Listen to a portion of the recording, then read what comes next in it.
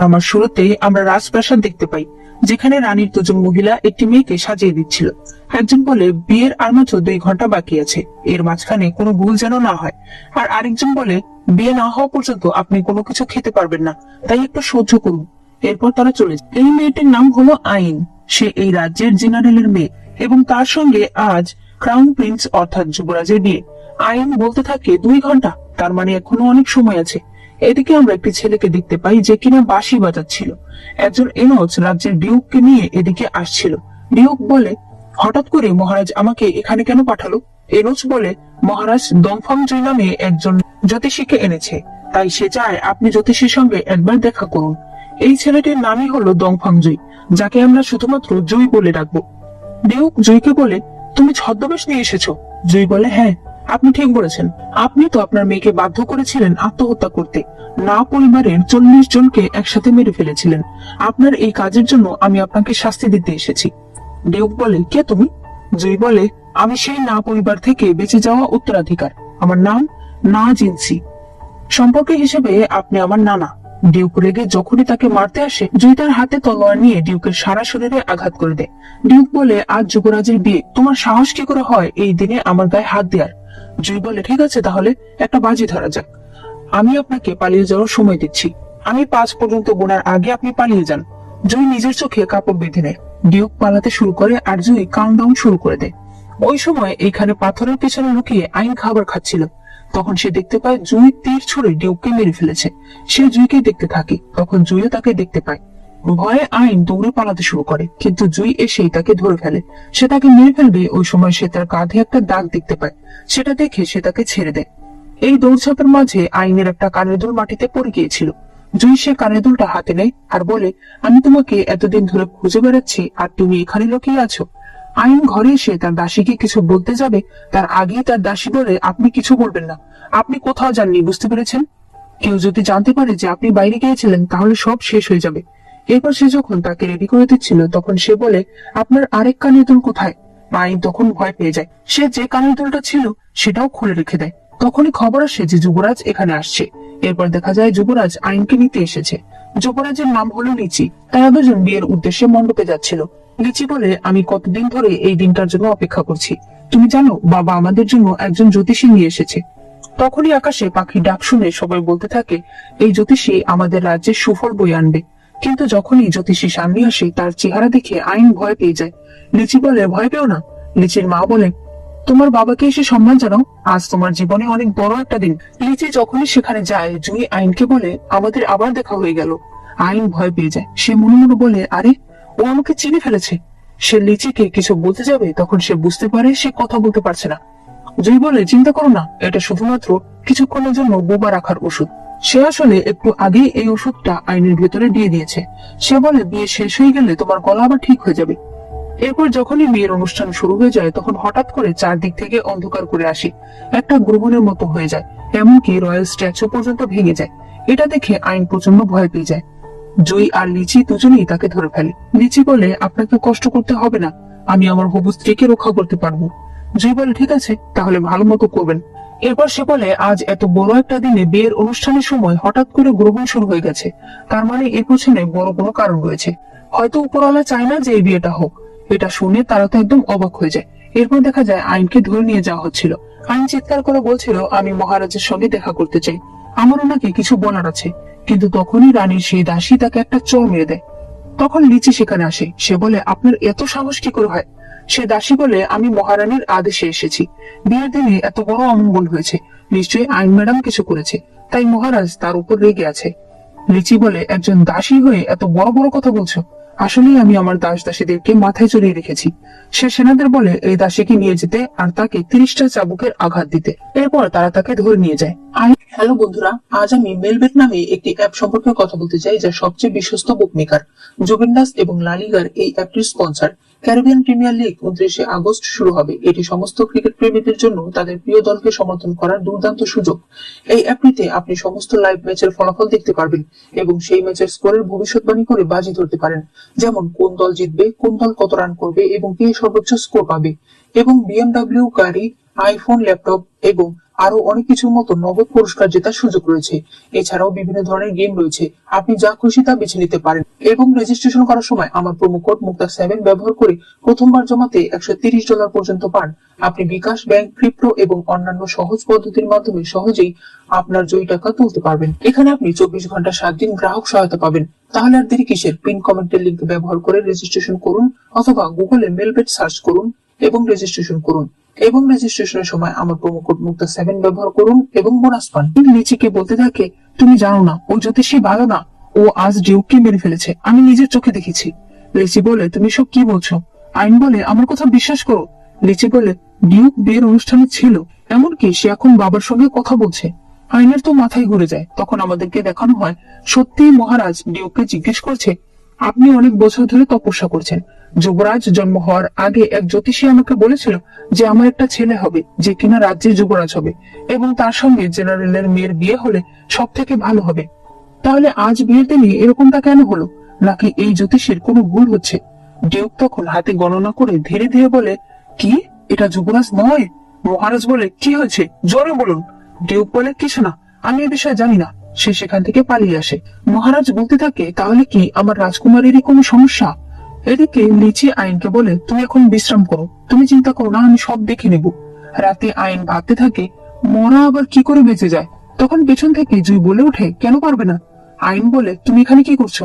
জুই তখন চেয়ারে বসিয়ে তাকে তার কানের দুল দেখায়। আমি নিজে দেখেছি তুমি ডিউককে মেরেছো, তুমি নিশ্চয়ই আমাকেও মারতে এসেছো।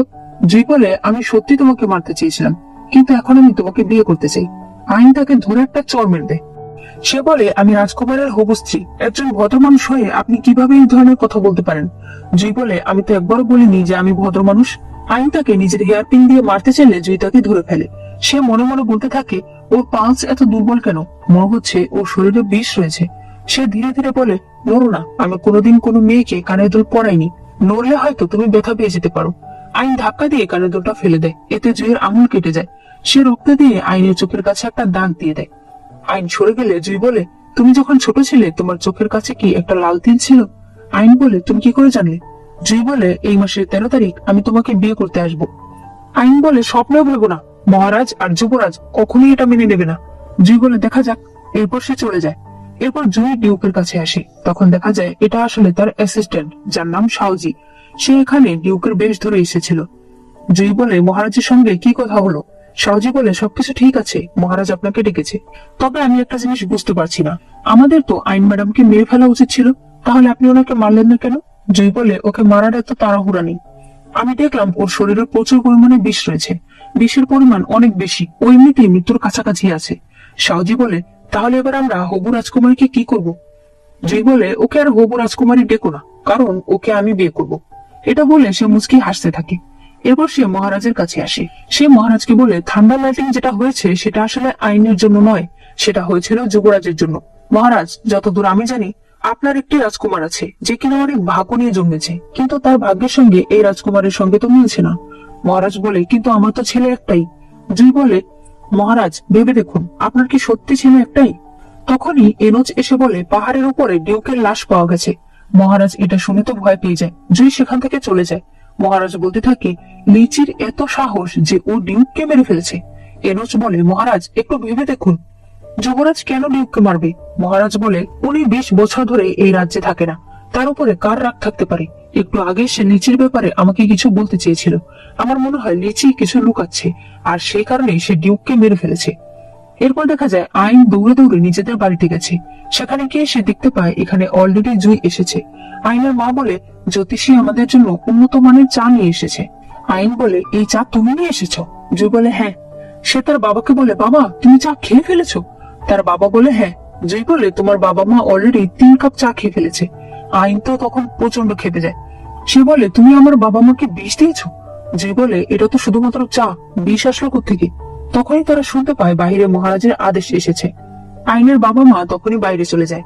আইন জয়কে বলে, সারা দুনিয়া মনে করে তুমি অনেক ভালো মানুষ, কিন্তু আমি শুধুমাত্র জানি যে তুমি আসলে একটা পাগল। সে একটা তলোয়ার এনে দিয়ে বলে, তুমি আমাকে মেরে ফেলো, কিন্তু আমার পরিবারকে ছেড়ে দাও। জয় বলে, তোমাকে আমি মারবো কেন? তোমাকে আমি বিয়ে করব। জয় বলে, আমাদের পরিবারের 4 জন মরে যেতে রাজি আছে, কিন্তু এই অপমান তারা কেউ মেনে নেবে না। সে নিজেই মরে যেতে চায়। তখন জুই তাকে ধরে বলে, সত্যি কি তোমরা পরিবারের 4 জন? আমার জানা মতে তোমাদের প্রায় 1 লাখের উপরে মিলিটারি রয়েছে, তাই যে কোনো পদক্ষেপ তুমি একটু সাবধানে নিবে। এরপর সে সেখান থেকে চলে যায়। এদিকে এনোজ এসে মহারাজের আদেশ পড়ে শোনায়, যেখানে সে বলছিল মহারাজ জ্যোতিষী জয়ী আর আইনের বিয়ে ঠিক করেছে। তখন দেখানো হয় মহারাজ বলতে থাকে আইনের বিয়ে রাজকুমারের সঙ্গে দেয়া যাবে না, কিন্তু তাহলে কার সঙ্গে দেব, কারণ ওদের অনেক মিলিটারি পাওয়ার রয়েছে। এমন কারোর সঙ্গে ওর বিয়ে দিতে হবে যার কোনো ফ্যামিলি ব্যাকগ্রাউন্ড নেই, যে একদম সাদা সিধা আর একা।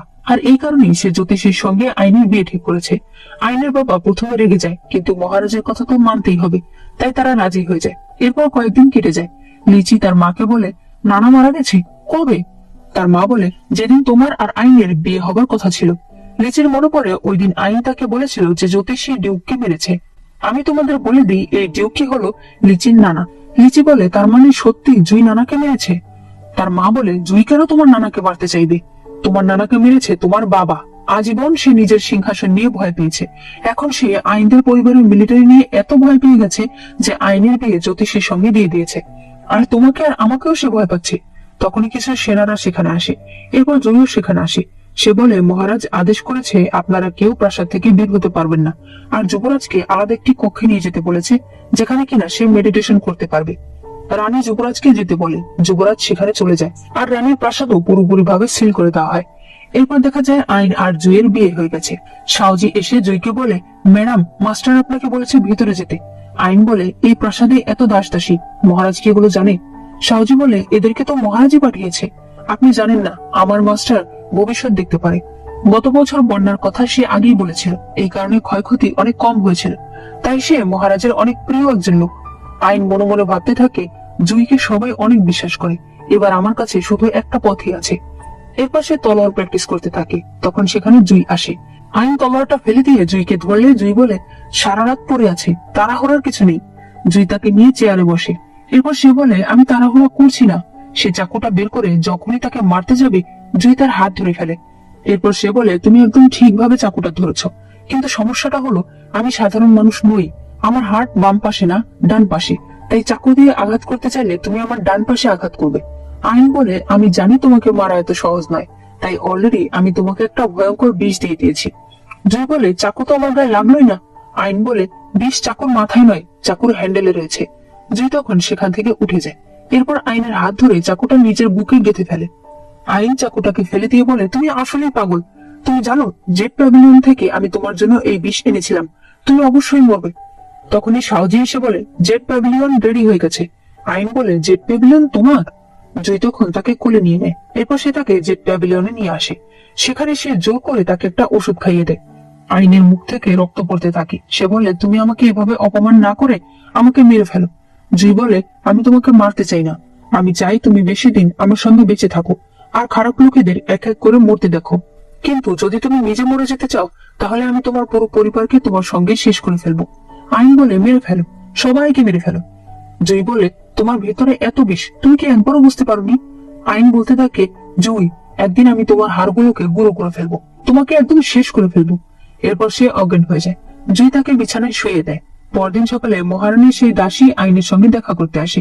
আইন প্রথমে তার সঙ্গে কথা বলতে চায় না, কিন্তু যখন সে শুনতে পায় যে সে মহারানীর হয়ে এসেছে, আইন তখন উঠে বলে মহারাজকে গিয়ে বলুন যে জ্যোতিষী ডিউককে মেরেছে, আমি নিজের চোখে দেখেছি। দাসী বলে আপনি কি শিওর? পেছন থেকে জুই এসে বলে একদম শিওর, ওই দিন আমি ডিউককে তীর ছুঁড়ে মেরে ফেলেছি। আর আরেকটা কথা, কোনো কিছু জিজ্ঞেস করার হলে সরাসরি আমাকে এসে জিজ্ঞেস করবেন, আমার স্ত্রীকে ডিস্টার্ব করবেন না। দাসী চলে যেতে চাইলে জুই বলে ওই দিন কি আপনি আমার স্ত্রীকে থাপ্পড় মেরেছিলেন? দাসী কিছু বলতে যাবে তার আগেই জুই তাকে এক থাপ্পড় মেরে আলমারির সঙ্গে ফেলে দেয়। দাসী সেখানেই মারা যায়। এরপরে আইন একা একা ভাবতে থাকে প্রথমে ও ডিউককে মারলো, তারপর দাসীকে মারলো। ও আসলে কি চাইছে? আমাকে ওর বিরুদ্ধে প্রমাণ বের করতে হবে যাতে আমি লিচিকে সেটা দেখাতে পারি। তাই সে জুইয়ের স্টাডি রুমে চলে যায়। সেখানে গিয়ে সে একটি গোপন কক্ষ দেখতে পায়, যার ভিতরে অন্ধকার ছিল, তাই সে এক এক করে মোমবাতি জ্বালাতে থাকে। এদিকে বাইরে শাওজি জুইকে বলে মাস্টার আপনি যদি না যান ম্যাডাম তো একা ভয় পেয়ে যাবে। তখন আইন হঠাৎ দেখতে পায় সেই ঘরের ভেতর একটা বড় বাঘ, যেটা দেখে সে চিৎকার দেবে এমন সময় সেখানে জুই চলে আসে। জুই বাঘটাকে চলে যেতে বলে, বাঘটা তখন ভেতরে চলে যায়। আসলে এটা জুইয়ের পালিত বাঘ। জুই এরপর তাকে বাইরে নিয়ে এসে জিজ্ঞেস করে তুমি ভেতরে কেন গিয়েছিলে? আমি বলছি তুমি কেন গিয়েছিলে? তুমি আমার বিরুদ্ধে প্রমাণ জোগাড় করতে চাইছো তাই না? এগুলো করার কি দরকার? তুমি কি জানতে চাও আমাকে জিজ্ঞেস করো। আইন বলে ঠিক আছে, তাহলে বলো তুমি লিউককে মেরেছ না? জুই বলে তুমি তো নিজের চোখেই দেখেছো, কিন্তু তুমি কেন তাকে মেরেছো? জুই বলে কারণ তার উপর আমার অনেক বছরের রাগ রয়েছে। আর শুধুমাত্র তার উপরে না, মহারাজ, মহারানী, এমনকি লিচির উপরও আমার অনেক রাগ রয়েছে, আর তারা কেউই বাঁচতে পারবে না। জুই এরপর ভেতরে যায়। সাউজি বলে ম্যাডামের কি অবস্থা? ওনার শরীরে তো অনেক পরিমাণে বিষ রয়েছে, আমি কোনো অ্যান্টিডোট পাচ্ছি না। এমন হলে আপনার শরীরে রক্ত দিয়ে ওষুধ বানাতে হবে। জুই সাথে সাথেই চাকুটা হাতে নিয়ে নেয়, এরপর সে তার হাত কেটে রক্ত দেয়। সে সাউজিকে বলে রক্তের গন্ধ ঢাকার জন্য কিছু একটা ব্যবহার করো।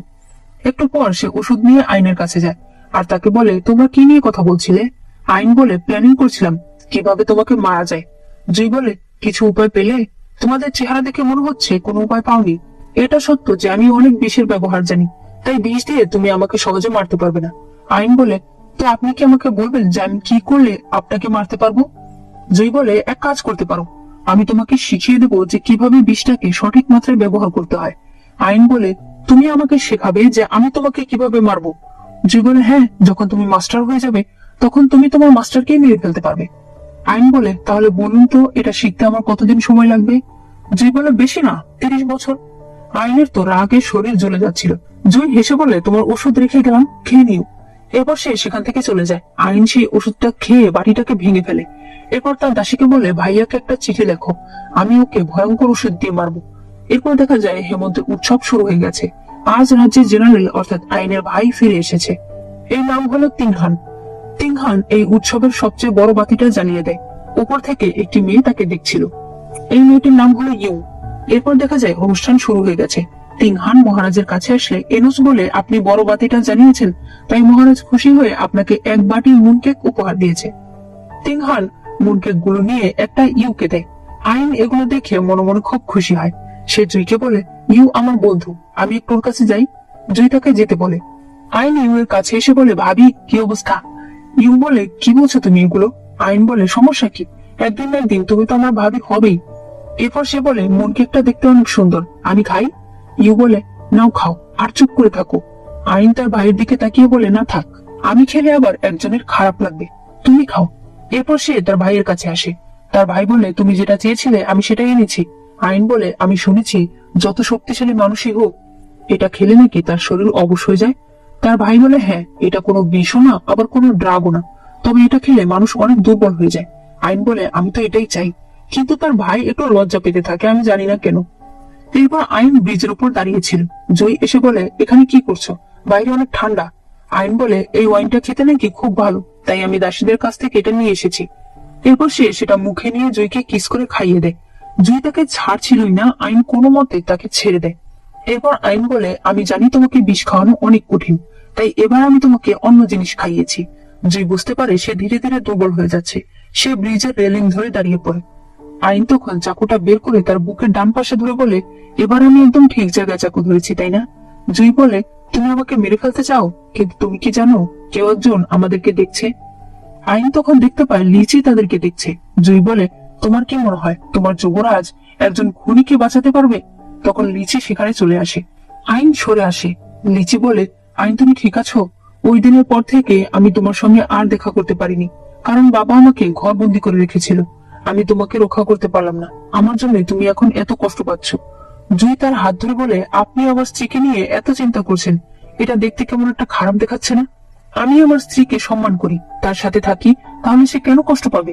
লিচি বলে তোমরা যদি এতই ভালো থাকবে তাহলে এখানে এসে কি করছিলে? জুই বলে তুমি তো দেখতেই পেয়েছো। আইন জুইকে থামতে বলে। জুই বলে কেন, আমরা তো স্বামী স্ত্রী। মানে সে সেই কিসের কথা বোঝাচ্ছে। আইন তখন সেখান থেকে চলে যায়। লিচিও এরপর সেখান থেকে চলে আসে। এরপর মহারানীর একজন দাসী বাকি দাসীদের কাছে কিছু খাবার পাঠিয়ে দেয়। আইন যখন আসে তখন মহারানী সেই দাসীর সঙ্গে তার ধাক্কা লাগায়, তার কাছ থেকে একটি ওষুধ পড়ে যায়। এই দাসীটির নাম ম্যান। আইনের তাকে দেখে কিছুটা সন্দেহ হয়। এরপর সবাই আবার একসাথে বসে খাবার খাচ্ছিল। হঠাৎ করেই খবর আসে রাজ্যের সীমান্তে পার্শ্ববর্তী রাজ্যের অনেক সৈনিকরা চলে এসেছে, হয়তো তারা যুদ্ধ করতে চাইছে।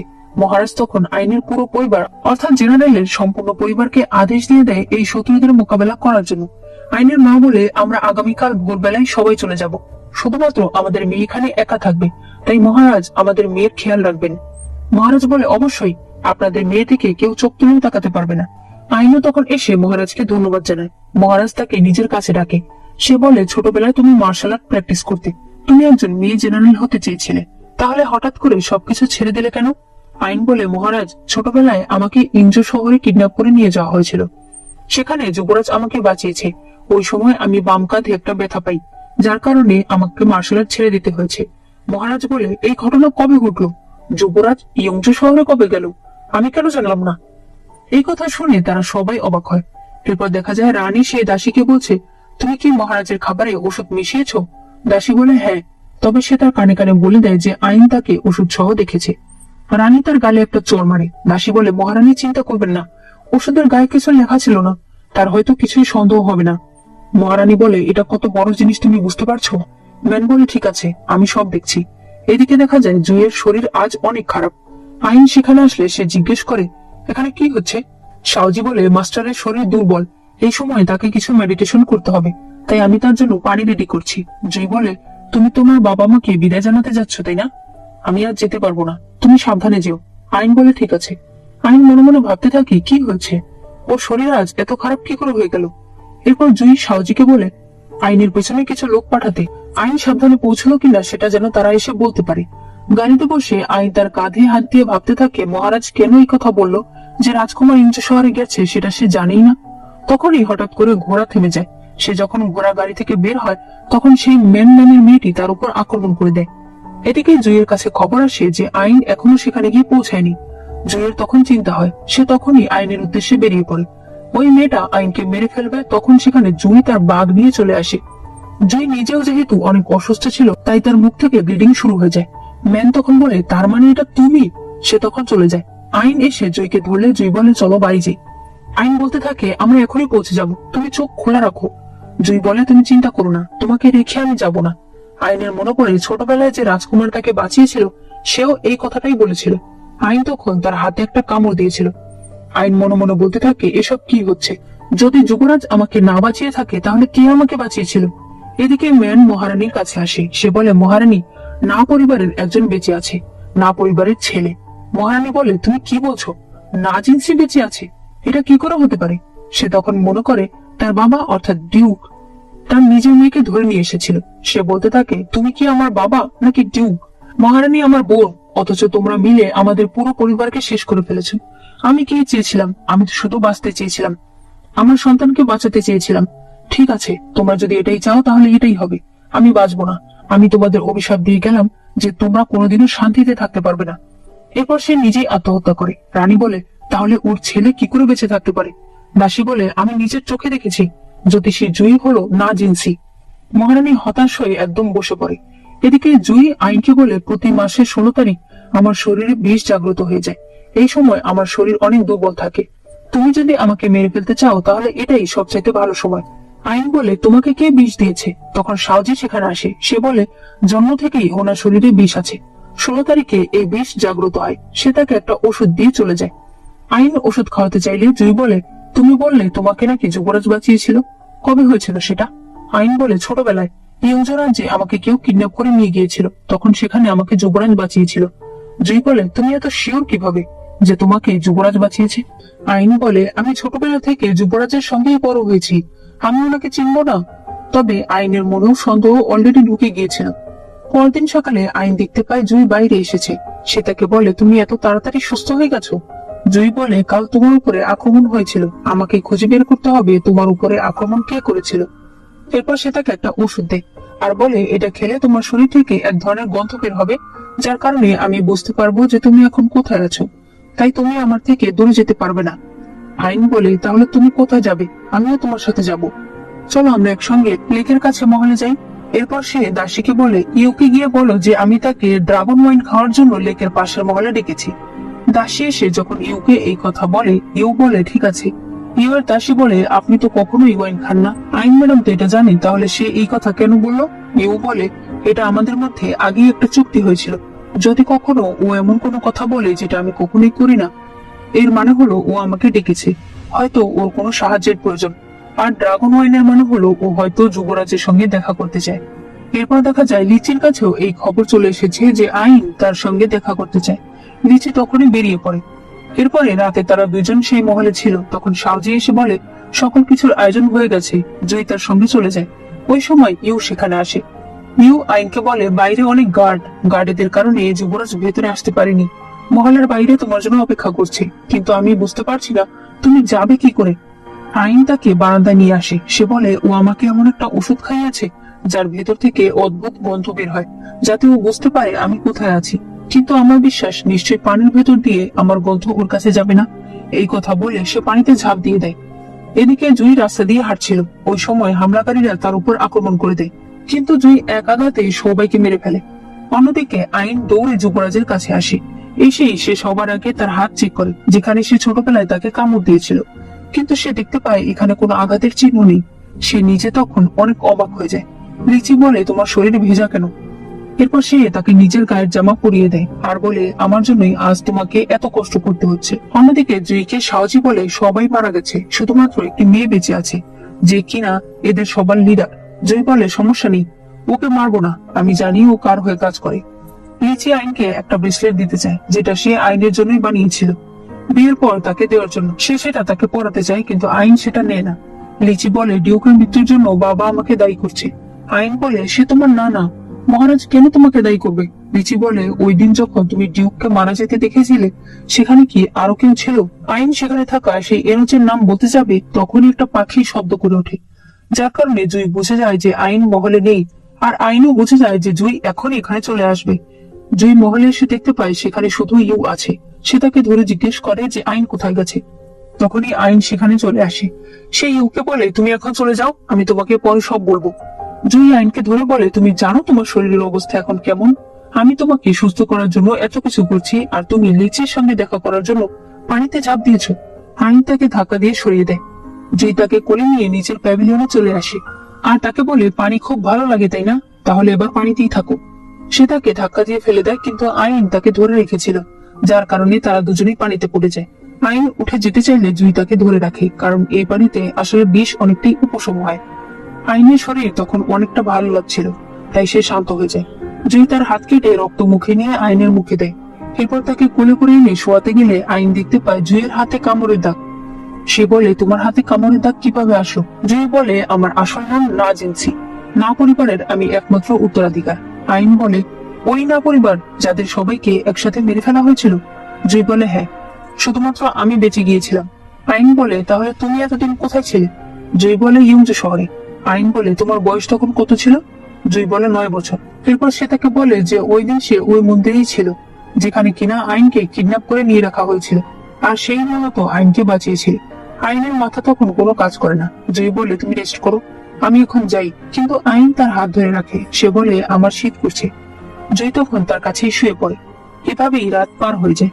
সকালে আইন দেখতে পায় জুই তার কাছে শুয়ে আছে। সে চলে যেতে চাইলে জুই বলে কাল তুমি আমাকে তোমার সাথে থাকতে বললে, আর আজ কথা না বলে চলে যাচ্ছ। এখানে সিন কাট হয়। পরের সিনে দেখা যায় আইন একা দাঁড়িয়েছিল। তখন তার দাসী তার কাছে আসে। আইন তাকে বলে তোমার কি মনে হয় কারো স্মৃতি কি কখনো মিথ্যা হতে পারে? দাসী বলে মিথ্যা কি করে হবে? এদিকে জুই সাউজিকে বলে তুমি কি আমাকে বলতে পারো একজন মানুষ নিজের স্মৃতিতে একজনকে আরেকজন কি করে মনে করে?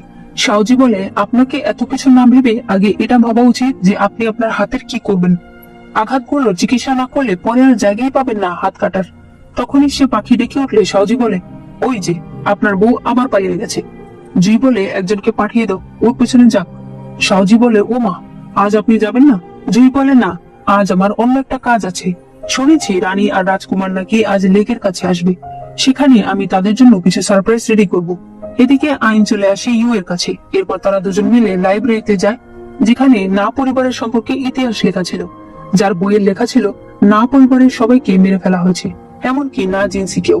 আইন এরপর না পরিবারের কবরস্থানে যায়।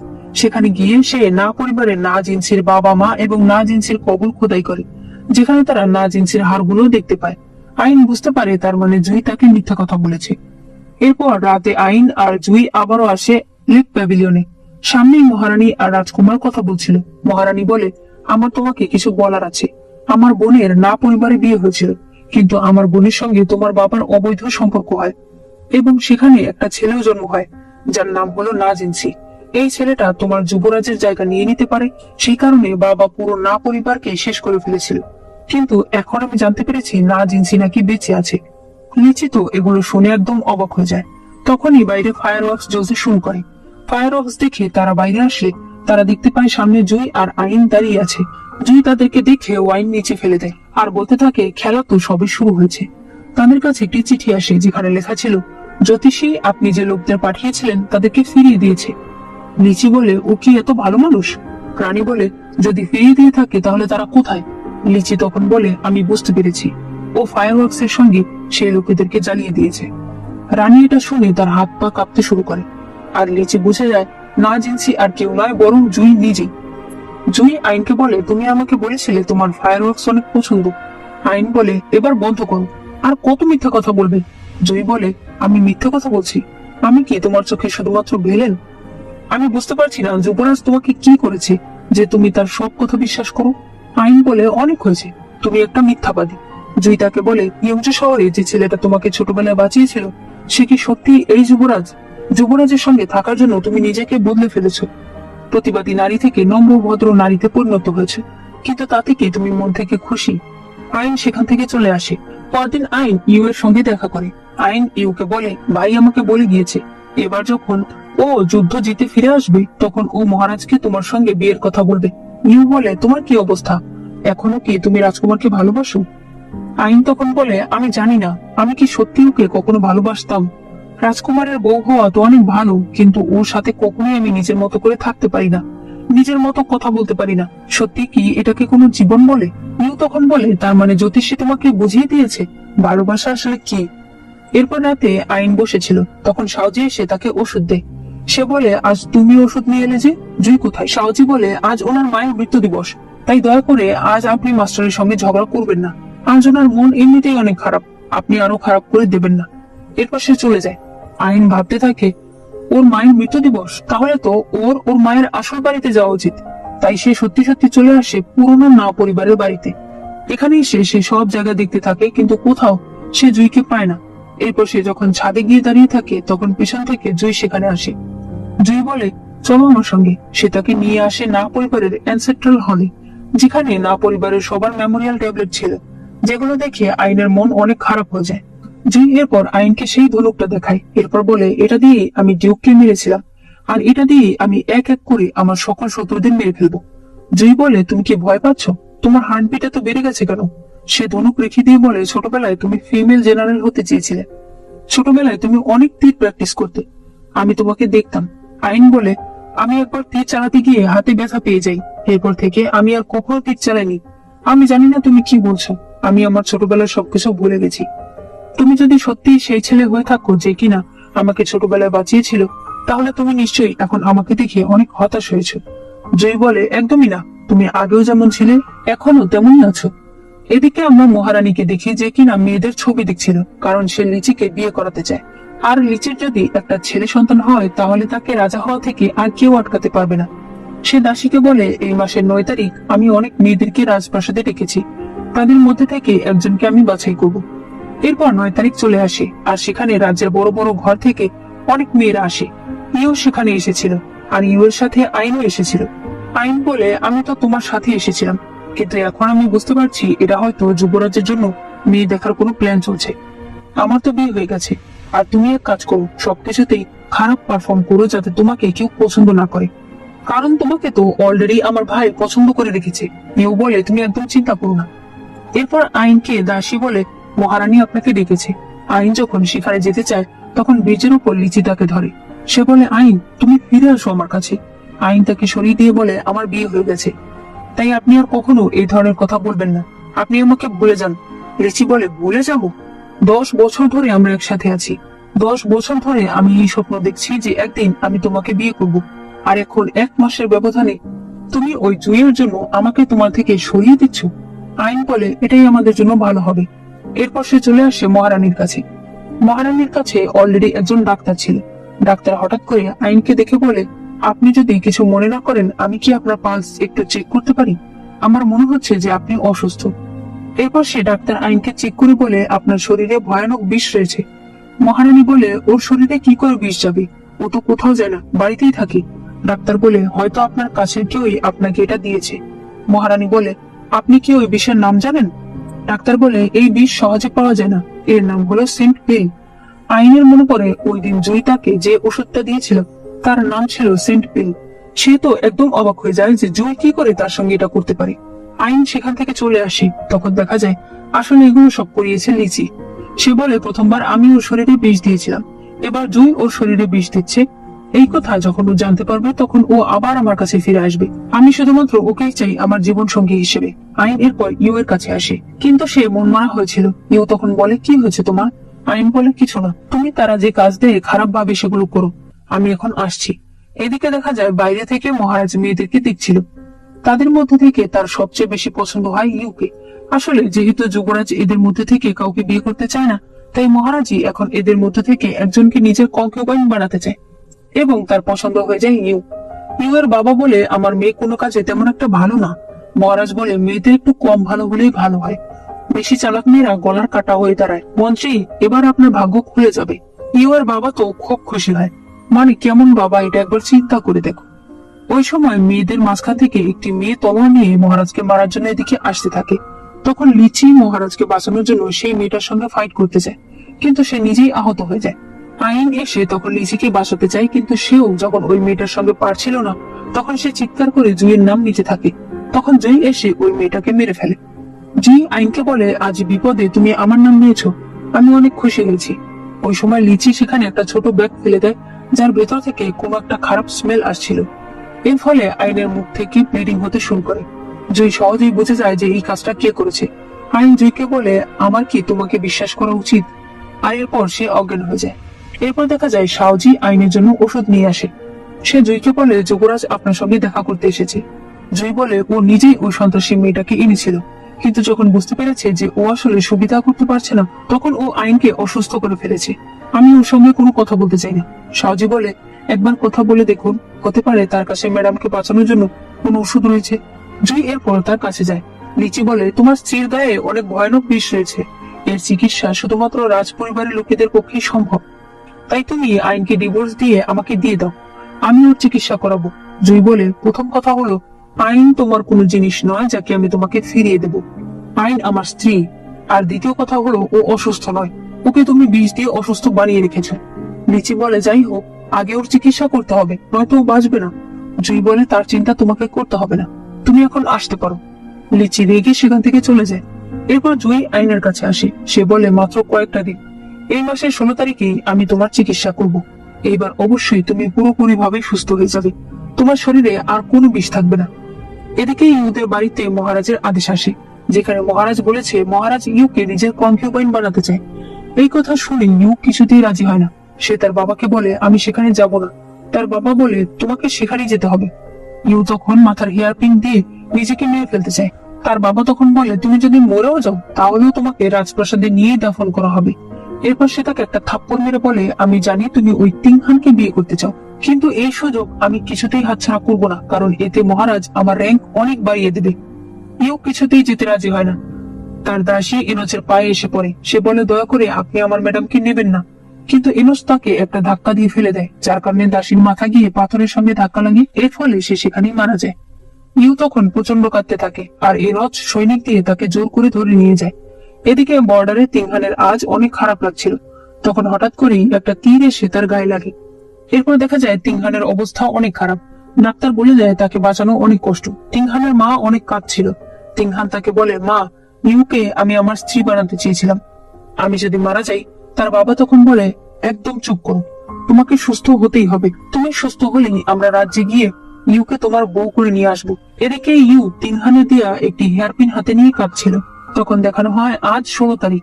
জুই আইনকে সুস্থ করার জন্য তার হাত কেটে রক্ত দেয়। জুই বলতে থাকে, আমি সবসময় ভাবতাম আমি এত পোড়া কপাল নিয়ে কেন জন্ম নিয়েছি, আমার শরীরে কেন এত বিষ, কিন্তু এখন এই বিষই তোমার শরীরের জন্য ওষুধ। এখন মনে হচ্ছে আমি তো আসলে ভাগ্যবান। এরপর দেখা যায় আইনের জ্ঞান ফিরেছে। সে দাসীকে জিজ্ঞেস করে জুই কোথায়, কিন্তু দাসী তাকে কিছু বলে না। আইন নিজেই তখন জুইকে খুঁজতে থাকে। সে সেই পুকুরের কাছে আসলে জুইকে দেখতে পায়। জুই তাকে দেখে অনেক খুশি হয়। সে বলে, তুমি আরেকটু বিশ্রাম নিতে। আইন বলে, তুমি যে আমাকে সেন্ট পিল দিয়েছিলে সেটা কি কোনো বিষ? জুই বলে, তুমি এখনো আমাকে বিশ্বাস করো না। আইন বলে, আমি শুধুমাত্র তোমার মুখ থেকে শুনতে চাই, তুমি বলে দাও, এরপর আমি চলে যাব। জুই বলে, না, এটা কোনো বিষ না, তবে তুমি এখনো আমাকে বিশ্বাস করো না। তুমি যদি আমাকে বিশ্বাস করতে তাহলে তুমি উঠে সবার প্রথমে আমাকে এসে এটাই জিজ্ঞেস করতে না। ওই লিচি তোমাকে কি এমন করেছে যে তার কথা সব তোমাকে বিশ্বাস করতে হবে? আইন বলে, তুমি সব সময় কেন লিচিকে টেনে নিয়ে আসো? জুই বলে, কারণ ওই তোমাকে বিষ দিয়েছিল। এরপর সে আইনকে একটা জুস আর একটা চাকু দেয়। সে বলে, এবার তুমি ডিসাইড করো, তুমি যদি আমাকে বিশ্বাস করো তাহলে এই রসটা খাবে, আর যদি আমাকে অবিশ্বাস করো তাহলে এই চাকু দিয়ে আমাকে মেরে ফেলবে। আইন বলে, তুমি এখন অসুস্থ, আমি তোমার সঙ্গে পরে কথা বলবো। সে চলে গেলে জুইয়ের মুখ থেকে ব্লিডিং হতে থাকে। সে বলে, আমাকে মারার জন্য তোমার দ্বিতীয়বার ভাবতে হচ্ছে, মানে একটু হলেও আমি তোমার মনে জায়গা করতে পেরেছি। আইন যখন চলে যাচ্ছিল তখন সাউজি তাকে বলে, ম্যাডাম, আমার আপনাকে কিছু বলার আছে। যদিও মাস্টার আমাকে বলতে না করেছে, কিন্তু আমি আর এগুলো দেখতে পারছি না। সে তাকে ওষুধের ঘরে নিয়ে আসে, সে তাকে ওষুধ দেখতে দেয়। আইন বলে, এটা তো রক্ত। সাউজি বলে, হ্যাঁ, এতদিন ধরে আপনি যে ওষুধটা খাচ্ছেন সেটা রক্ত দিয়ে তৈরি হয়েছে, তা আমার মাস্টারের রক্ত। উনি প্রথম দিন যেদিন আপনাকে দেখেছিল ওই দিনই বুঝতে পেরেছে আপনার শরীরে ভয়ঙ্কর পরিমাণ বিষ রয়েছে, তাই সে আপনাকে বাঁচানোর জন্য জোর করে আপনাকে বিয়ে করেছে। এরপর থেকে প্রতিদিন নিজের হাত কেটে রক্ত দিয়ে আপনাকে সুস্থ করেছে। আইন বলে, ও কেন আমাকে কিছু বলেনি? সাউজি বলে, কারণ আপনি ওনাকে ভুলে গেছেন। উনি যদি কিছু বলে আপনি বিশ্বাস করবেন না। আজ আমার মাস্টার তার শরীরের প্রায় অর্ধেক রক্ত বের করে দিয়েছে। আমি চাই না এরপরও আপনি তার সঙ্গে খারাপ ব্যবহার করুন। আইনের পর দৌড়ে জুইয়ের কাছে আসে। জুই বলে, কি হয়েছে? আইন তখন চাকু হাতে তুলে নেয়। জুই বলে, তো তুমি ডিসাইড করে নিয়েছো? সে হাত দিয়ে তার বুক দেখিয়ে দেয়। আইন বলে, তুমি কয়েকবার আমাকে বলেছো, এবার আমি আর ভুল করবো না। সে চাকু দিয়ে এক টান দিয়ে জুইয়ের জামার হাতা কেটে ফেলে, যার ফলে তার হাতে কতগুলো কাট লেগেছে তা সব বেরিয়ে আসে। আইন এগুলো দেখে কাঁদতে শুরু করে। জুই বলে, কেঁদো না, এগুলো এখন আর ব্যথা করে না। আইন তখন সেই জুস খেয়ে নেয়, আর এরপর সে জুইকে কিস করে। জুই তাকে সরিয়ে দিয়ে বলে, তুমি আরেকবার ভেবে নাও, এবার যদি তুমি আমার কাছে আসো আমি কিন্তু তোমাকে আর যেতে দেবো না। আইন আবারও তাকে কিস করে, আর এরপর তারা সেখানেই নাইট স্পেন্ড করে। এদিকে ইউর কাছে মহারাজ আসে। ইউ তার কাছে ক্ষমা চাইতে থাকে। সে বলে, আমাকে ছেড়ে দিন। মহারাজ তাকে বলে, তুমি কেন এগুলো করছো? তুমি কি জানো না, যাকে একবার আমি আমার কাছে আনি সে আর এখান থেকে যেতে পারে না? কিন্তু ইউ কিছুতেই তার কথা শুনবে না। মহারাজ তখন তাকে ধরে বলে, তুমি কি ওই তিংহানের জন্য আমাকে না করছো? তিংহান সামান্য একটা জেনারেল, আমি চাইলে ওই যুদ্ধের বেড়াকে ওকে মেরে ফেলতে পারি। তুমি কি সেটাই চাও? ইউ তখন ভয় পেয়ে যায়। সে মহারাজের পায়ে ধরতে থাকে আর বলতে থাকে, আমি আপনার সব কথা শুনবো, আপনি দয়া করে তিংহানের কোনো ক্ষতি করবেন না। মহারাজের পর তাকে কোলে করে নিয়ে যেতে থাকে। ইউ এর হাত থেকে তখন তিংহানের দিয়া হেয়ার পিনটা পড়ে যায়। ইউ কল্পনা করে তিংহান তাকে এই হেয়ার পিনটা দিয়েছিল। ইউ বলেছিল, তুমি কি জানো একটা মেয়েকে হেয়ার পিন দেওয়া মানে কি? তিংহান বলে, জানি, এর মানে হচ্ছে বিয়ের জন্য প্রপোজ করা। আমি তোমাকে বিয়ে করতে চাই। আমি একদিন তোমাকে এই 4 দেয়ালের বাইরে নিয়ে গিয়ে এই পৃথিবীর সৌন্দর্য দেখাতে চাই। সকাল হলে নিউ হেয়ার পিনটা নিয়ে কাঁদছিল। এদিকে জুই ভীষণ খুশি ছিল। সে সাউজিকে জিজ্ঞেস করে, আইন কোথায়? সাউজি বলে, সে আপনাদের পুরনো বাড়িতে গেছে। ম্যাডাম আমাকে বলেছে আপনার পালস ভালোভাবে চেক করতে। এরপর চেক করে বলে, আপনার শরীরে বিষ আবারও ছড়িয়ে পড়ছে। এটা কেন হচ্ছে? এটা কি ভালোবাসার জন্য হচ্ছে? জুই বলে, আইনের সঙ্গে তো আমি কবে থেকেই আছি। সাউজি বলে, কিন্তু তখন তার সঙ্গে সম্পর্ক আর এখনের সম্পর্ক অনেক আলাদা। জুই বলে, ফালতু কথা। সে এরপর আইনের কাছে যায়। আইন পাখির ডাক শুনে বুঝতে পারে জুই এসেছে। সে দৌড়ে জুইয়ের কাছে আসে আর তাকে জিজ্ঞেস করে যে তার শরীরের কি অবস্থা। জুই বলে, আমি ভালো আছি, আর তোমার জন্য ছাতা নিয়ে এসেছি যাতে তুমিও অসুস্থ না। এরপরে তারা আবার অ্যানসেস্ট্রাল হলে যায়। সেখানে তারা মেমোরিয়াল ট্যাবলেটের সামনে সম্মান জানায় এবং নিজেদেরকেও সম্মান করে। জুই বলে, এবার সত্যি সত্যি তুমি আমার স্ত্রী। এরপরে তারা একসঙ্গে বসে ওয়াইন খাচ্ছিল। আইন বলে, তুমি একা একা বড় হয়েছ। যদি ওই দিনের ওই ঘটনাটা না ঘটতো তাহলে তোমার জীবনটা কত সুন্দর হতো। হয়তো তুমি এই রাজ্যের সব থেকে ভালো লোক হতে।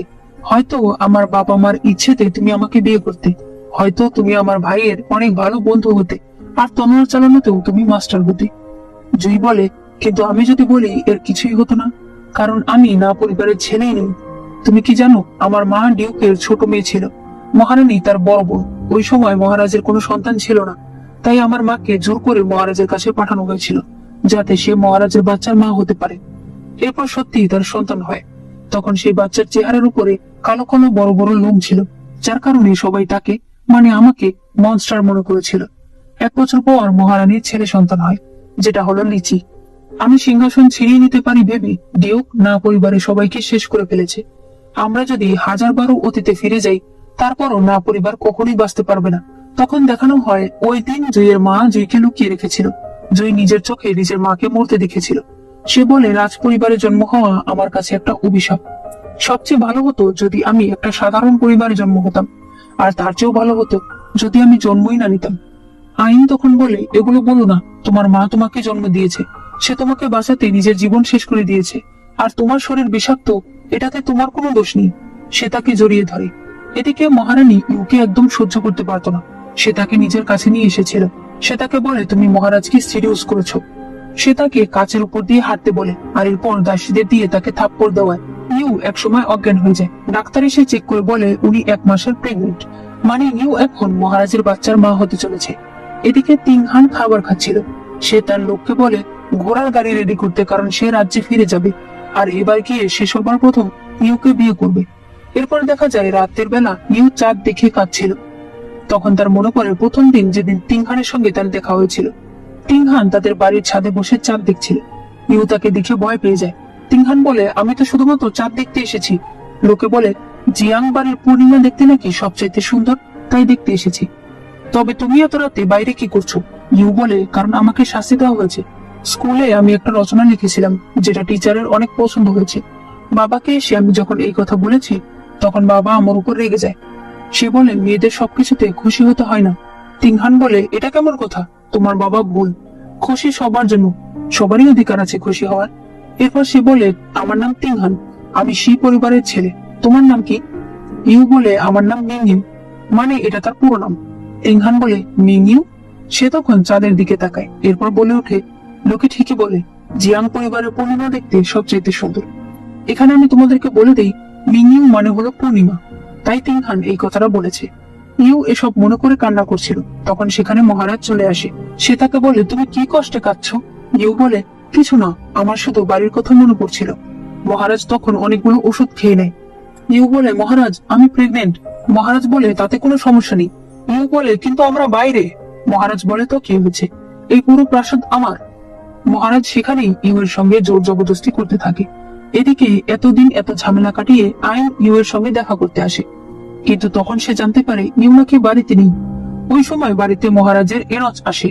সে ইউ এর বাবাকে বলে, আপনার ভাগ্য তো খুলে গেছে, আপনার মেয়ে প্রেগনেন্ট হয়ে গেছে, আর এবার যদি সে একটা ছেলে জন্ম দিতে পারে তাহলে তো আপনার র্যাঙ্ক অনেক বেড়ে যাবে।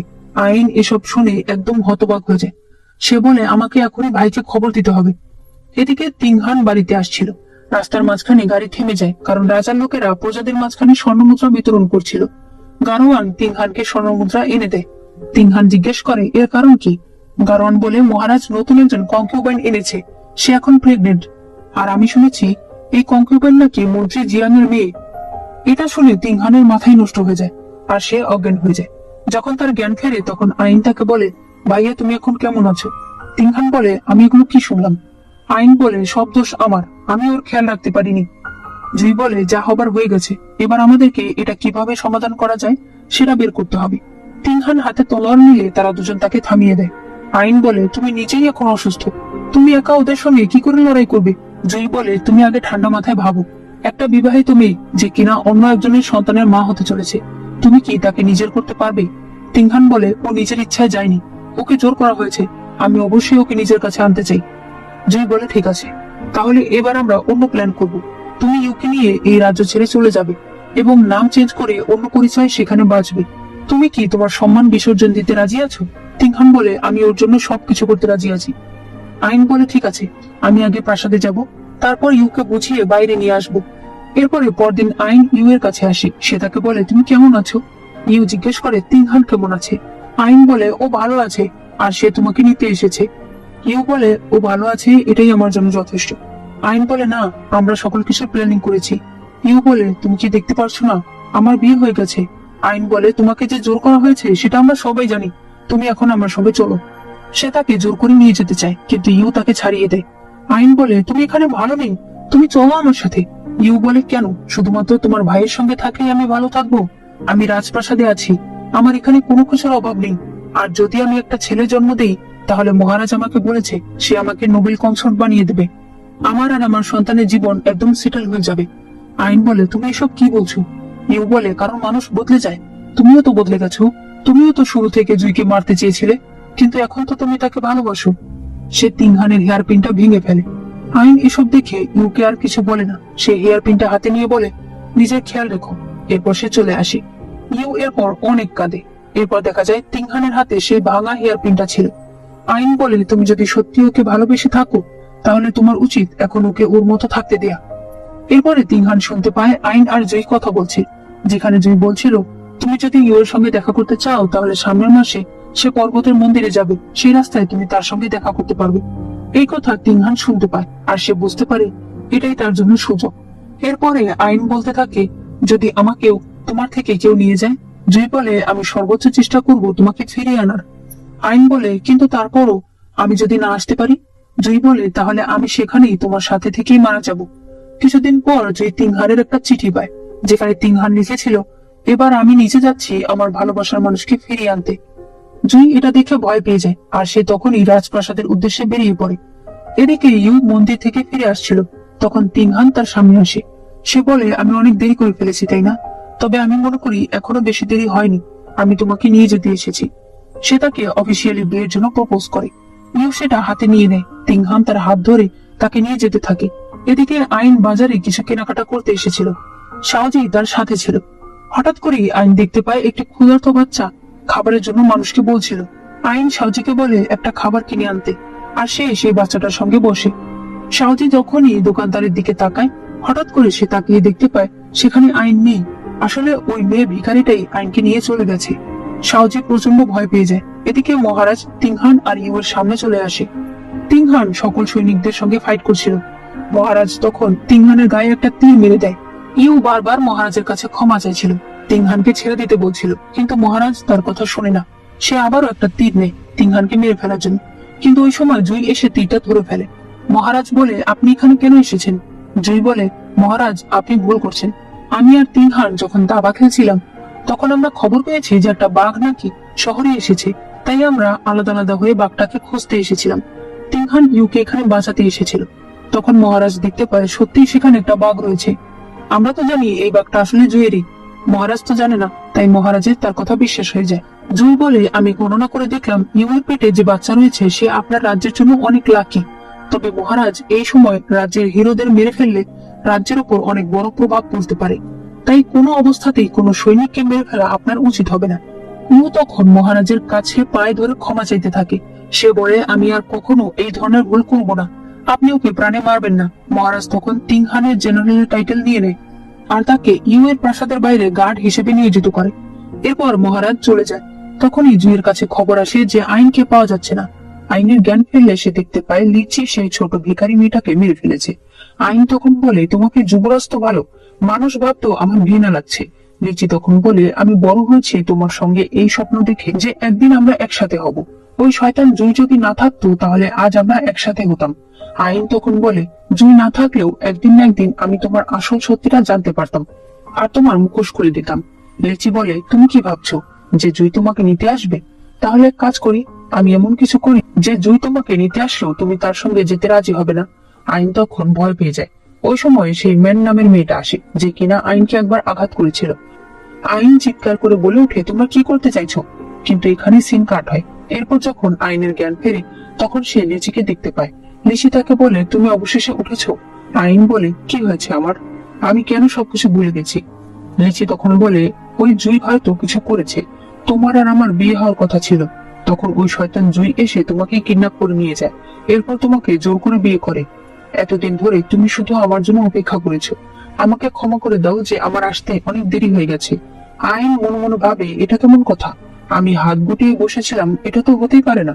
এদিকে জুই শাওজিকে লাথি মেরে ফেলে দেয়। শাওজি বলে, ওরা একটা ছোট ভিখারি মেয়েকে ব্যবহার করেছে, যার কারণে আমি বুঝতে পারিনি। ওই সময় জুইয়ের পাখি ডেকে উঠলে তারা বুঝতে পারে আইন লিচির মহলে আছে।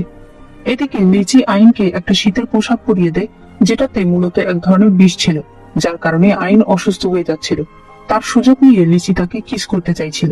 ওই সময় বাইরে মারামারির শব্দ শোনা যায়। আইন বলে, আমাকে একটা চাকু দাও, আমিও ফাইট করতে চাই। কিন্তু লিচি তাকে বলে, তোমাকে কিছু করতে হবে না।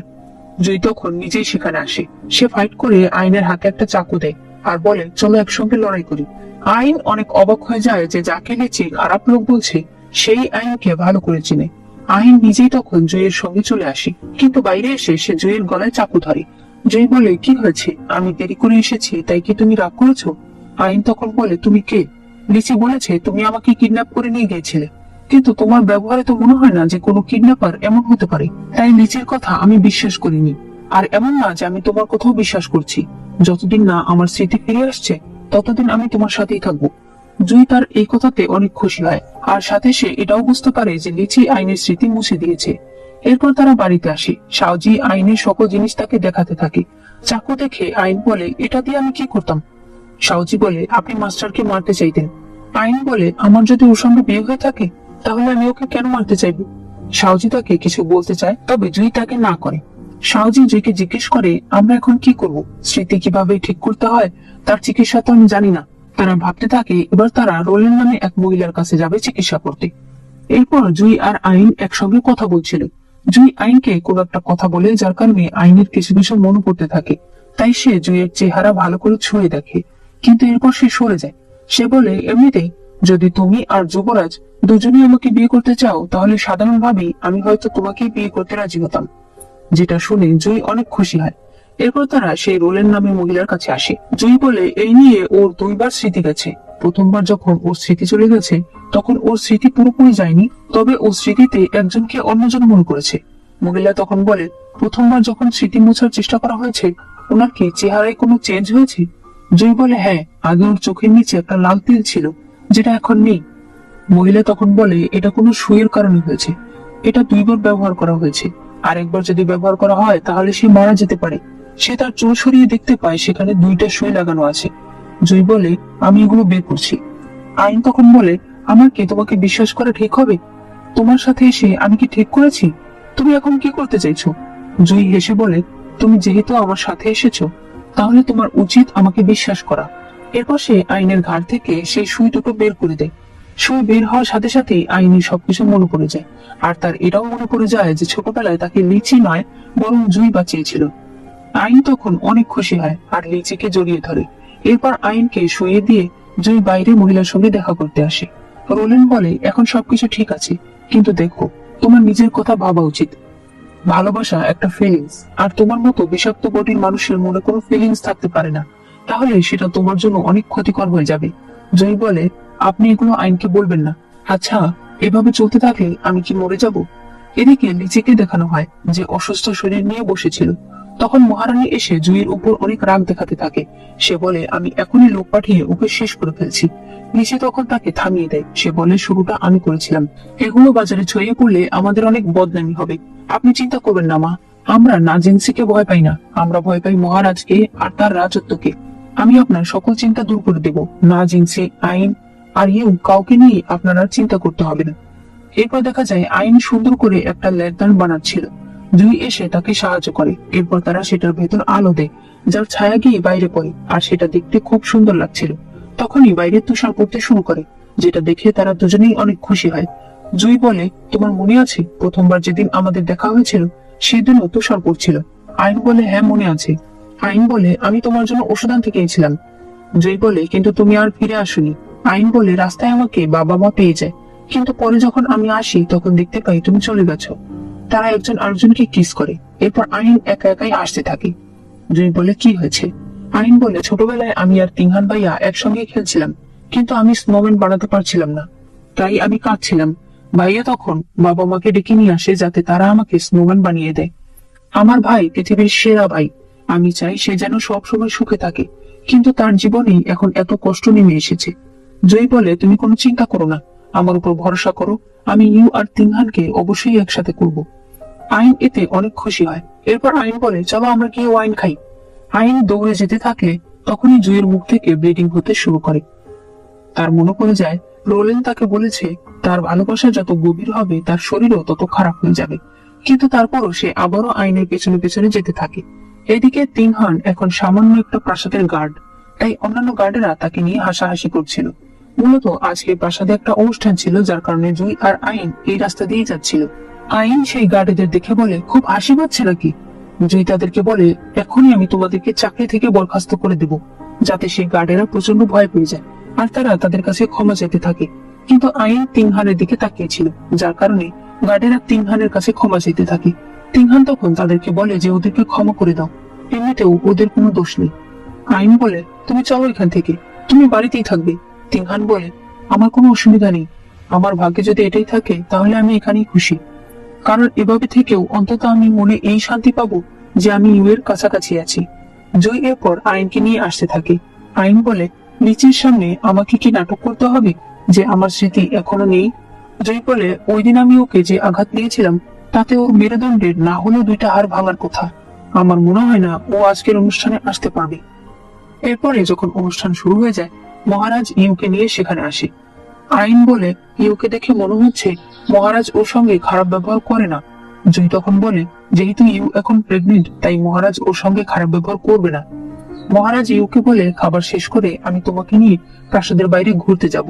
কিন্তু তখন হঠাৎ সে কাশতে শুরু করে। তার কাশির আওয়াজ শুনেই জয়ের কিছু একটা সন্দেহ হয়।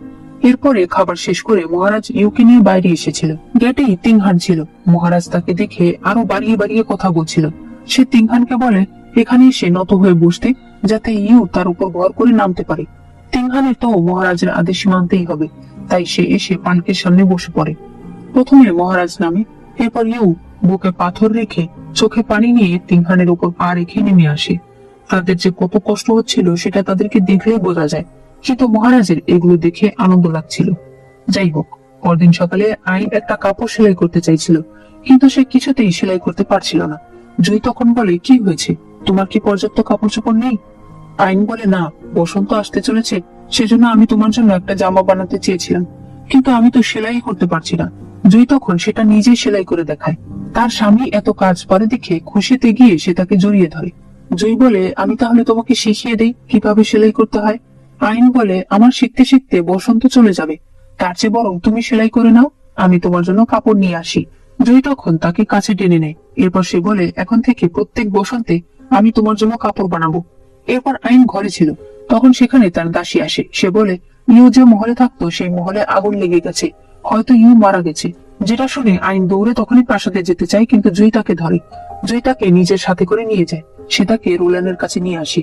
সে আইনকে বলে, যখন প্রাসাদে আগুন লেগেছে তখন আমার লোকেরা গিয়ে ইউকে বাঁচিয়ে নিয়েছে, কিন্তু এখন তার অবস্থা অনেক খারাপ, তাই তুমি মন শক্ত করে রেখো। আইন জিজ্ঞেস করে, তিংহান কোথায়? জুই বলে, তাকে আমার লোকেরা খুঁজছে। এরপর তারা ভেতরে যায়। তাকে দেখে আইন কাঁদতে থাকে। সে বলে, ওই দিন আমার তোমাকে ছেড়ে আসা একদমই উচিত হয়নি। আমি যদি তোমাকে জোর করে নিয়ে আসতাম তাহলে আজ এই দিনটা আসতো না। তবে তুমি চিন্তা করো না, ভাই এখনই চলে আসবে। ইউ বলে, তুমি আমার জন্য অনেক কিছু করেছো, ওই দিনের ব্যবহারের জন্য আমিও তোমার কাছে ক্ষমা চাইছি। আইন, একটা কথা আমি তোমাকে কখনোই বলিনি, সেটা হলো তোমাকে দেখে আমার অনেক হিংসা হয়। তোমার বাবা মা তোমাকে কত ভালোবাসে, তোমার একটা ভাই আছে যে তোমাকে ভালোবাসে, সকল কিছু থেকে রক্ষা করে। এই কারণে তুমি কাউকে ভয় পাও না, তোমার মন যা চায় তুমি তাই করতে পারো। আর আমাকে দেখো, আমি কখনোই নিজের জন্য দাঁড়াতে পারি না। আইন বলে, এখন থেকে আমার ভাই সব সময় তোমার সাথে থাকবে। কেউ বলে, অনেক দেরি হয়ে গেছে, তা আর হবে না। আইন, আমরা ছোটবেলা থেকে একসাথে বড় হয়েছি, তুমি তোমার সাধ্যমতো সবসময় আমাকে আগলে রেখেছো। আমি আর বাঁচবো না, আমার মৃত্যুর পর তুমি আমার বাচ্চার খেয়াল রেখো। আইন তখন কাঁদতে কাঁদতে বলে, ইউরে, তোর কি অনেক কষ্ট হচ্ছে? সে গিয়ে রোলেনের পায়ে পড়ে আর বলে, দয়া করে আপনি আমার বান্ধবীকে বাঁচিয়ে নিন। জয়ী বোঝানোর অনেক চেষ্টা করছিল, আইন তাকে দূরেও কাঁদছিল। সে বলে, জয়ী, ওর বয়স মাত্র 19 বছর, তুমি দয়া করে ওকে বাঁচিয়ে নাও। জয়ের পর ইউকে নিজের ইন্টারনাল শক্তি দিয়ে তার বাচ্চাকে সামনের দিকে নিয়ে আসে। এরপর সে বাইরে চলে আসে। রোলেন এরপর আইনকে একটা চাকু দেয় আর বলে, এবার আপনাকেই করতে হবে, মানে ইউ এর পেট কেটে বাচ্চা বের করতে হবে। আইন বলে, এটা হতেই পারে না, এতে ইউ বাঁচবে না। মহিলা বলে, ও এমনিতেও বাঁচবে না, আর বাচ্চাকে বাঁচানো শুধুমাত্র এই একটাই উপায় আছে। তাই আইন এরপর পেট কেটে বাচ্চা বের করে। ইউ আইনের কাঁধের উপর মাথা রেখে বলতে থাকে, মানুষ মারা যাওয়ার পর কোথায় যায়? সেখানে কি অন্ধকার? সেখানে কি অনেক কষ্ট হয়? আইন বলে, তুমি এত ভালো একটা মেয়ে, তুমি অবশ্যই স্বর্গে যাবে। ইউ বলে, তুমি কি জানো এই রাজ্যের বাইরে চাঁদ দেখতে কেমন? একদিন আমার হয়ে তুমি সেই চাঁদটা দেখে এসো। এভাবেই সকাল হয়ে যায় আর ইউ আইনের কাঁধে মাথা রেখেই মারা যায়। আইন চিৎকার করে কাঁদতে থাকে। তখন বাইরে তিংহান আসে। আইনের চিৎকার শুনে সে সবকিছু বুঝে যায়। জুই তাকে সামলানোর চেষ্টা করে। এরপর তিংহান ভেতরে আসে। সে প্রচন্ড রকম ভেঙে পড়ে, সে অনেক কাঁদে। এরপর সে জিজ্ঞেস করে যে ইউকে কে মেরেছে। জুই বলে, আমি এই বিষয়ে এখনো সঠিক জানি না, আগে ইনভেস্টিগেট করতে হবে। তিংহান তলোয়ার নিয়ে তৈরি হয়ে যায় প্রতিশোধ নিতে। জুই বলে, তুমি কার থেকে প্রতিশোধ নেবে? তুমি কি জানো এটা কে করেছে? তিংহান বলে, কে করেছে মানে? রাজপ্রাসাদের সবাই দায়ী, সবাই ওর সঙ্গে খারাপ ব্যবহার করেছে। জুই বলে, তুমি একা একটা তলোয়ার নিয়ে রাজপ্রাসাদের সবাইকে মারতে পারবে? তুমি তো গেটের বাইরেই গার্ডেদের হাতেই মরে যাবে। তিংহান তখন আবারও কাঁদতে শুরু করে। সে বলে কেন সবাই ইউর সঙ্গে খারাপ ব্যবহার করতো, কেন কেউ তাকে পছন্দ করতো না। এদিকে দেখা যায় সেই ম্যান লিচির কাছে এসেছে। সে লিচিকে বলে মহারাজ 3 দিন ধরে কোনো খাবার খাচ্ছে না। লিচি এতে খুশি হয়, কারণ তারা তিলে তিলে মহারাজকে যে বিষ দিচ্ছে সেটা কাজ করছে। লিচি জিজ্ঞেস করে ইউর লাশ পাওয়া গেছে? ম্যান বলে হ্যাঁ পাওয়া গেছে। লিচি বলে আর তিংহান কোথায়? ম্যান বলে ও কিছুদিনের জন্য ছুটি নিয়েছিল, কিন্তু এখন শুনতে পাচ্ছি ও নাকি অন্য শহরে চলে যাচ্ছে। ওকে কি যেতে দাও ঠিক হবে? লিচি বলে হ্যাঁ যেতে দাও, ও চলে যাক, পরবর্তীতে ওকে আমার কাজে লাগবে। এরপর পরদিন তিংহান ইউর বাচ্চাকে নিয়ে চলে যাচ্ছিল, কারণ এখন সে ওকে নিয়ে বাঁচতে চায়। এখানে আমরা জানতে পারি মহারাজকে অনেকদিন ধরে বিষ দেওয়ার কারণে এই বাচ্চাটাও জুইয়ের মতো বিষাক্ত শরীর নিয়ে জন্মেছে। জুই তিংহানকে একটা ওষুধ দেয়, যেটা কিনা সাওজি বানিয়ে দিয়েছে, যেটা মূলত ধীরে ধীরে শরীরের বিষ কাটাবে। তিংহান এরপর চলে যায়। আইন জুইকে বলতে থাকে এবার কি আমরা বিদ্রোহ করতে পারি? পুরো না ফ্যামিলি আর শি ফ্যামিলির হয়ে রাজপ্রাসাদ আমি শেষ করে দিতে চাই। জুই বলে অবশ্যই, এবার শুরু হবে বিদ্রোহের যাত্রা। এরপর দেখা যায় জুই মহারানীর সম্পর্কে এক ভাতিজাকে দোষী প্রমাণ করে বন্দী করে নিয়ে যাচ্ছিল। তখন সেখানে একজন জেনারেল আসে, যে কিনা তাকে বলে আপনি এরকম করতে পারেন না। জুই বলে আমি তো মহারাজের কথা এসেছি। সেই জেনারেল বলে মহারাজের কথা এসেছেন নাকি নিজের পার্সোনাল শত্রুতা মেটাচ্ছেন? জুই বলে আমি শুনেছি আপনার স্ত্রী নাকি মহারানীর আত্মীয়। তাহলে আপনার তো ব্যাপারটা জানার কথা, যে রাজ্য এবার বদলাতে শুরু করেছে। এরপর সে সেখান থেকে চলে যায়। পরদিন জুই দাঁড়িয়েছিল। আইন তখন তার কাছে এসে জিজ্ঞেস করে যে সবকিছু কেমন চলছে। জুই বলে কাজ শুরু হয়ে গেছে, তবে ওইসু এখন যদি কোনো কাজ না করে তাহলে একটু সমস্যা হয়ে যাবে। আর শুনেছি মহারানী নাকি এখন মন্দিরে যাচ্ছে। এই বিষয়টা যদি কেউ মাথা না ঘামায়। আইন বলে লিচি অনেক ঠান্ডা মাথার মানুষ, ও তাড়াহুড়া করবে না। জুই বলে লিচি করবে না, কিন্তু তার লোকেরা থেমে থাকবে না। আর সবচেয়ে বড় কথা হলো ঐশুর যে স্ত্রী, সে কখনোই থেমে থাকবে না, কারণ সে অনেক অহংকারী, আবার মহারানীর আত্মীয়। এই ব্যাপারে তোমাকে আগুনে ঘি ঢালার কাজ করতে হবে। আইন বলে একজন অহংকারী মানুষ এমনিতেই রেগে যায় যদি তার সামনে আরেকজন অহংকারী মানুষ এসে পড়ে। জয় বলে হ্যাঁ, আমার স্ত্রী এই পুরো রাজ্যে সবচেয়ে অহংকারী মেয়ে। আইন বলে তুমি কি বলতে চাইছো? জয় বলে অহংকারী হওয়া ভালো, তোমাকে মানায়। এতে আইন খুশি হয়ে যায়। এদিকে দেখা যায় মহারানী আজ জুই যে একজনকে গ্রেফতার করেছে সেটা নিয়ে রাগ করে বসেছিল। লিচি তাকে বলে ধৈর্য ধরতে। মহারানী বলে তুমি ধৈর্য ধরতে পারবে, কিন্তু তোমার লোকেরা না। এভাবেই যদি চলতে থাকে তাহলে আমাদের আত্মীয় স্বজনরা সবাই রাস্তায় নেমে যাবে।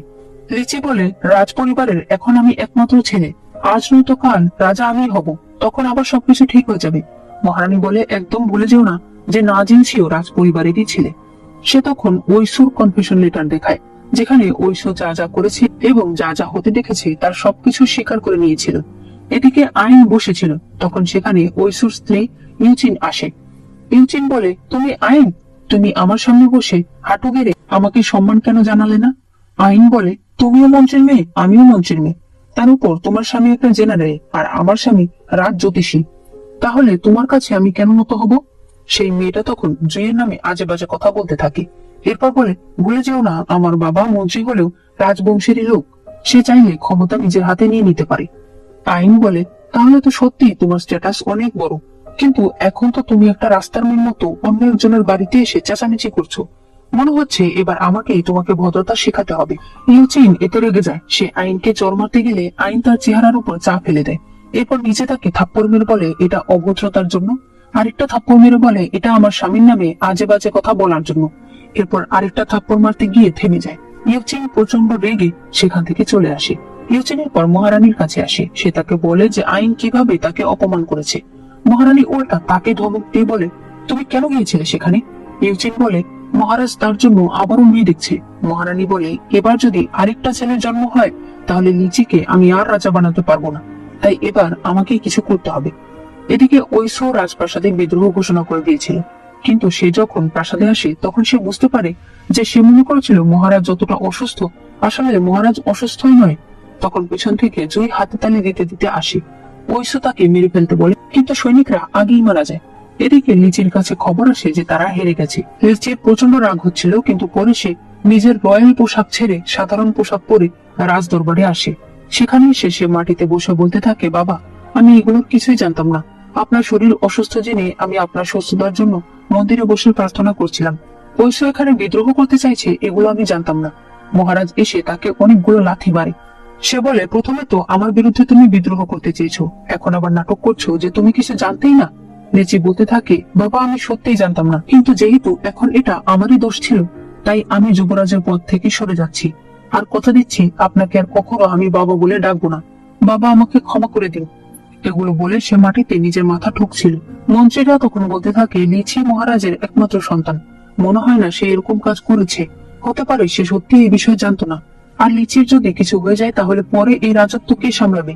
তাই তারা মহারাজকে বলতে থাকে, আপনি আরেকবার ভেবে দেখুন, হয়তো রাজকুমার সত্যি কিছু জানতো না। মহারাজ তখন বলে, এই সবকিছু করেছে মহারানী, তাকে মহারানীর পদ থেকে সরিয়ে আগে বন্দি করো। আর লিচির কি করবো সেটা আমি পরে ভাববো। এরপর সে সেখান থেকে চলে যায়। লিচি রাগ ভরা চোখে জুইকে দেখতে থাকে। মহারানীকে বন্দি করে রাখা হয়েছিল। তখন সেখানে লিচি আসে। মহারানী তাকে দেখে অবাক হয়ে যায়। সে বলে, তোমার এই অবস্থা কেন হয়েছে? লিচি বলে, এগুলো আপনার কারণেই হয়েছে। এখন আমি আপনার জন্য বিষ নিয়ে এসেছি। শুধুমাত্র এইভাবেই আমি মহারাজের বিশ্বাস অর্জন করতে পারবো। মহারানী বলে, আমি কল্পনাও করতে পারি না তুমি এত খারাপ কবে হয়ে গেছো। লিচি বলে, আপনিও তো আমাকে এতদিন ধরে ব্যবহার করে এসেছেন যাতে আপনি মহারানী থাকতে পারেন। মহারানী তখন হাসতে হাসতে বলে, শুধুমাত্র এই জিনিসটাই দেখলে? আমার ভালোবাসাটা কিছুই দেখলে না? লিচি বলে, আমার কিছু করার নেই, বাবার কথা আমাকে রাখতেই হবে।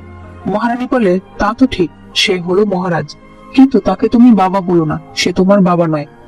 এই বলে সে বিষ খেয়ে নেয়। লিচি তখন অবাক হয়ে জিজ্ঞেস করে, আপনি এগুলো কি বলছেন? মহারানী বলে, আমার ছেলে তো জন্মের পরেই বিষের কারণে মারা গিয়েছিল। তোমাকে ম্যান আমার কাছে নিয়ে এসেছিল অন্য কোথাও থেকে।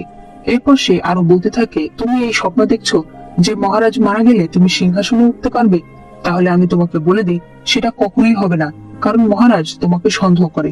এখনো যদি তুমি কিছু না করো তাহলে তুমি এই সিংহাসন পাবে না। তাই যাই করবে তাড়াতাড়ি করো। লিচি এগুলো শুনে সেখান থেকে বেরিয়ে আসে। তখন ওই সময় পাশ দিয়ে জুই যাচ্ছিল। লিচি তখন মনে করে তার মা তাকে আরো বলছিল, তুমি জানো আমি না জিনসিকে এত ঘৃণা কেন করি? কারণ ওই একমাত্র এই রাজবংশের উত্তরাধিকার। মহারানী বলতে থাকে, লিচি তাড়াতাড়ি করো, আমি রাজমাতা হতে চাই। জুই তখন এসে বলে, আমার মনে হয় না আপনার এই স্বপ্ন পূরণ হবে। যতদিন আমি বেঁচে থাকবো আমি আপনার কোনো স্বপ্ন পূরণ হতে দেব না। মহারানী বলে, তুমি কিছুই করতে পারবে না। লিচি কিছু না কিছু অবশ্যই করবে। জুই বলে, তাই নাকি? অলরেডি ওকে যেন যুবরাজের পদ থেকে সরানো হয় সেই ব্যবস্থা আমি করে এসেছি। আমিও দেখতে চাই আপনি কিভাবে লিচিকে সিংহাসনে বসান। এগুলো শুনে মহারানী তার কলার ধরে। সে বলে, তুমি কি ভেবেছো এরপর তুমি শান্তিতে থাকতে পারবে? তুমি কি জানো তুমি যাকে ভালোবাসো সে কে? আইন শি পরিবারের মেয়ে, সেই পরিবার যারা কিনা এত বছর আগে না পরিবারের উপর আক্রমণ করেছিল। তারাই তাদের মিলিটারি সব নিয়ে না পরিবারের সবাইকে মেরে ফেলেছিল। সে লোক ছিল শি চংহান। তোমরা দুজন কখনোই শান্তিতে থাকতে পারবে না। জুই এগুলো শুনে চাকু দিয়ে মহারানীকে আঘাত করে মেরে ফেলে। এরপর মহারানীর কথাটাই তার কানে ভাসতে থাকে আর তার মুখ দিয়ে ব্লিডিং হতে শুরু করে। এর পরের সিনে দেখা যায় মহারাজ একজন লোক দিয়ে রাজকুমারকে যুবরাজের পদ থেকে সরানোর আদেশ লিখেছিল। ওই সময় এনোচ এসে বলে, লিচি 3 দিন ধরে বাইরে হাঁটু গেড়ে বসে আছে, না কোনো খাবার খেয়েছে না কোনো পানি খেয়েছে। সে শুধু একবার আপনাকে দেখতে চাইছে। মহারাজ বলে, ওকে ভেতরে ডাকো। লিচি ভেতরে আসলে মহারাজ তাকে বলে, তুমি এখনো এই রাজ্যের রাজকুমার, তুমি এগুলো কেন করছো? লিচি বলে, আমি তো শুধুমাত্র আপনার সুস্থতা কামনা করছি, আপনাকে একবার দেখতে চেয়েছি। ডাক্তার বলে, মহারাজের শরীর অনেক খারাপ, তার যে ওষুধ প্রয়োজন সেই ওষুধ তৈরিতে আমার রক্তের প্রয়োজন। লিচি এই কথা শুনে সেখানে থাকা একটি কাঁচের কাপ ভেঙে ফেলে। এরপর নিজের হাত কেটে অনেক রক্ত দেয়। মহারাজ তখন সেই লোককে বলে, লিচিকে যুবরাজের পদ থেকে সরাতে হবে না। এরপর সে লিচিকে বলে, তুমি কেন এগুলো করছো? লিচি তখন কাঁদতে কাঁদতে বলে, আমি এইমাত্র আমার মাকে হারিয়েছি, এখন আমি আরেকজনকে হারানোর বেদনা সহ্য করতে পারবো না। আমি শুধু চাই আপনি সুস্থ হয়ে যান। আমি সারা জীবন নিজের শরীরের রক্ত আপনাকে দিতে রাজি আছি। এসব কথা শুনে মহারাজ তাকে ক্ষমা করে দেয়। এর পরের সিনে দেখা যায় জুই তাদের বানানো ল্যান্টেনটা দেখছিল। তখন সেখানে আইন এসে তাকে পেছন থেকে জড়িয়ে ধরে। জুই বলে, আমি শুনলাম তুমি নাকি কাল সারা রাত ঘুমাওনি। আইন বলে, হ্যাঁ, কাল চাঁদ অনেক বড় ছিল, আমি সারা রাত চাঁদ দেখেছি, এতে হয়তো ইউ কালকে অনেক খুশি হয়েছে। জুই বলে, মহারানী বিষ খেয়ে মারা গেছে। আইন বলে, আমি জানতাম লিচি খারাপ, কিন্তু এত খারাপ তা আমি ভাবতেও পারিনি। আইন বলে, তুমি খুশি হয়েছো? আমাদের ইচ্ছা পূরণ হতে চলেছে। জুই বলে, অনেক বেশি তাড়াহুড়া হয়ে যাচ্ছে। সে হাত ছাড়িয়ে বলে, কাল থেকে আমি কাজে অনেক ব্যস্ত হয়ে যাব, তাই তুমি আমার জন্য অপেক্ষা করো না। এই বলে সে সেখান থেকে চলে যায়। আইন তার ব্যবহারের কিছুই বুঝতে পারে না। এরপর আইন তার জন্য আবারও খাবার নিয়ে যায়। তখন সাহজি তাকে আটকে দিয়ে বলে, মাস্টার অনেক ব্যস্ত আছে, উনি আপনার সঙ্গে পরে কথা বলবে। আইন বলে, আমি শুধু খাবারটা দিয়ে চলে যাব। সাউজি বলে, দয়া করে আমাকে বকা শোনাবেন না। আইন তখন একটু অভিমান করে বলে, ঠিক আছে, ওকে বলো আমি ওর জন্য অপেক্ষা করছি, ও যেন কাজ শেষ করে আমার সঙ্গে কথা বলে। আইন সারা রাত জুইয়ের জন্য অপেক্ষা করে, কিন্তু জুই সেখানে আসে না। সে জানালা দিয়ে জুইকে দেখে। আইনকে দেখে তার খারাপ লাগছিল, তবে সে তার কাছে যায় না। একটু পর সেখানে দাসী আসে, আর সে আইনকে বলে যে আজ কিন্তু ইউয়ের মৃত্যুবার্ষিকী। আইন এরপর প্রাসাদে গেলে সেখানে লিচি তার সঙ্গে দেখা করে। সে তার কাছে ক্ষমা চেয়ে হাঁটু গেড়ে বলতে থাকে, আমার মায়ের কারণে ইউয়ের মৃত্যু হয়েছে, সেজন্য আমি তার কাছে ক্ষমা চাইতে এসেছি। আইন বলে, কোনো দরকার নেই, মিথ্যাবাদের ক্ষমা ইউ নেবে না। লিচি বলে, আইন তুমি আমাকে মিথ্যাবাদী বলছো? আমি তো এগুলো শুধুমাত্র তোমাকে পাওয়ার জন্য করেছি। তোমার কি মনে হয় নাজিন যে তোমাকে সত্যি ভালোবাসে? ওর হিংসা আমার থেকে আরো অনেক গুণ বেশি। আইন বলে, তুমি কোন হিসেবে তোমার সঙ্গে জুইয়ের তুলনা করছো? লিচি বলে, মা মারা যাওয়ার পর জুই এক এক করে সকল মন্ত্রীদেরকে মেরে ফেলছে। তুমি নিজেই একবার ভাবো, ও কি এখন তোমার সঙ্গে আগের মতো ব্যবহার করে? আইন চলে যেতে থাকলে লিচি বলে, সব পুরুষরাই একরকম হয়। যদি তোমার বিশ্বাস না হয় তাহলে গিয়ে তোমাদের বাড়ির বড় কাউকে জিজ্ঞেস করে দেখো যে অনেক বছর আগে সেই পরিবার আর না পরিবারের মধ্যে কি হয়েছিল। আইন এরপর দৌড়ে আসে জুইয়ের সঙ্গে দেখা করতে, কিন্তু সাউজি তাকে বলে, মাস্টার আপনার সঙ্গে দেখা করতে চায় না। আইন এতে একদম হতবাক হয়ে যায়। সে সাউজিকে রিকোয়েস্ট করতে থাকে একটা বার তাকে ভেতরে যেতে দিতে। সাউজি তখন নিচে বসে তার কাছে ক্ষমা চায়। আইন এরপর নিজের বাবার বাড়িতে চলে আসে। সেখানেই তাদের বাড়ির একজন পুরনো আঙ্কেল ছিল, যাকে সে না পরিবারের সঙ্গে তাদের কি হয়েছিল সেই বিষয়ে জানতে চায়। সেই লোক তখন তাকে একটা চিঠি দেয়। সে বলে, এটা তো রাজপ্রাসাদে থাকার কথা, কিন্তু জানি না এটা এখানে কিভাবে এসেছে, তুমি একবার এটা পড়ে দেখো। আইন যখন সেই চিঠি পড়ে তখন বলা হয় সেই পরিবারের মিলিটারি দায়িত্ব ওই সময় আইনের দাদার হাতে ছিল। মহারাজের আদেশে পরিবারের প্রধান জেনারেল শি চংহান তার লোকজন নিয়ে সেখানে যায়। সেখানে নাজিনসির নানাও ছিল। সেখানে আমরা তিংহানকেও দেখতে পাই, যার বয়স অনেক কম ছিল। সেই চংহান বলতে থাকে, আমি আমার জীবনে অনেক মানুষ মেরেছি, কিন্তু এই পরিবারকে শেষ করে আমি সারা জীবন শুধু রিগ্রেট করেছি। আমি শুনেছি এরা নাকি রাজদ্রোহী, কিন্তু পরে যখন আমি এই বিষয়ে খোঁজ নিই তখন আমি জানতে পারি এটা শুধুমাত্র নিজেদের পার্সোনাল শত্রুতা মেটানোর জন্য আমাদেরকে ব্যবহার করা হয়েছে। না পরিবারের প্রত্যেকটা মানুষই নির্দোষ। এইসব পরে আইন প্রচন্ড ভেঙে পড়ে। এরপর সে যখন জুইয়ের সঙ্গে দেখা করার জন্য যেতে চায় তখন সেখানে তার দাসী এসে বলে, জ্যোতিষী আপনাকে ডিভোর্স লেটার পাঠিয়ে দিয়েছে। যেটা শুনে আইনের পায়ের তলা থেকে মাটি সরে যায়। সেখানে লেখা ছিল, তোমার আর আমার সম্পর্কে কোনো ভবিষ্যৎ নেই, তাই আজ থেকে আমি তোমাকে মুক্ত করে দিচ্ছি, তুমি তোমার যা ইচ্ছে তাই করতে পারো। আইন বলে, আমি এগুলো বিশ্বাস করি না। সে দৌড়ে বাইরে যায়। জুই কোথাও যাচ্ছিল। সাউজি আইনকে আটকিয়ে দিয়ে বলে, মাস্টার আপনার সঙ্গে কথা বলতে চায় না। আইন তখন মাটিতে হাঁটু গেড়ে বসে তার দাদার কনফেশন লেটার দিয়ে বলে, তুমি আমাকে ক্ষমা করে দাও। আমি কথা দিচ্ছি আজ থেকে সেই পরিবার তোমাদের পরিবারকে নির্দোষ প্রমাণ করার জন্য যা করতে হয় তাই করবে।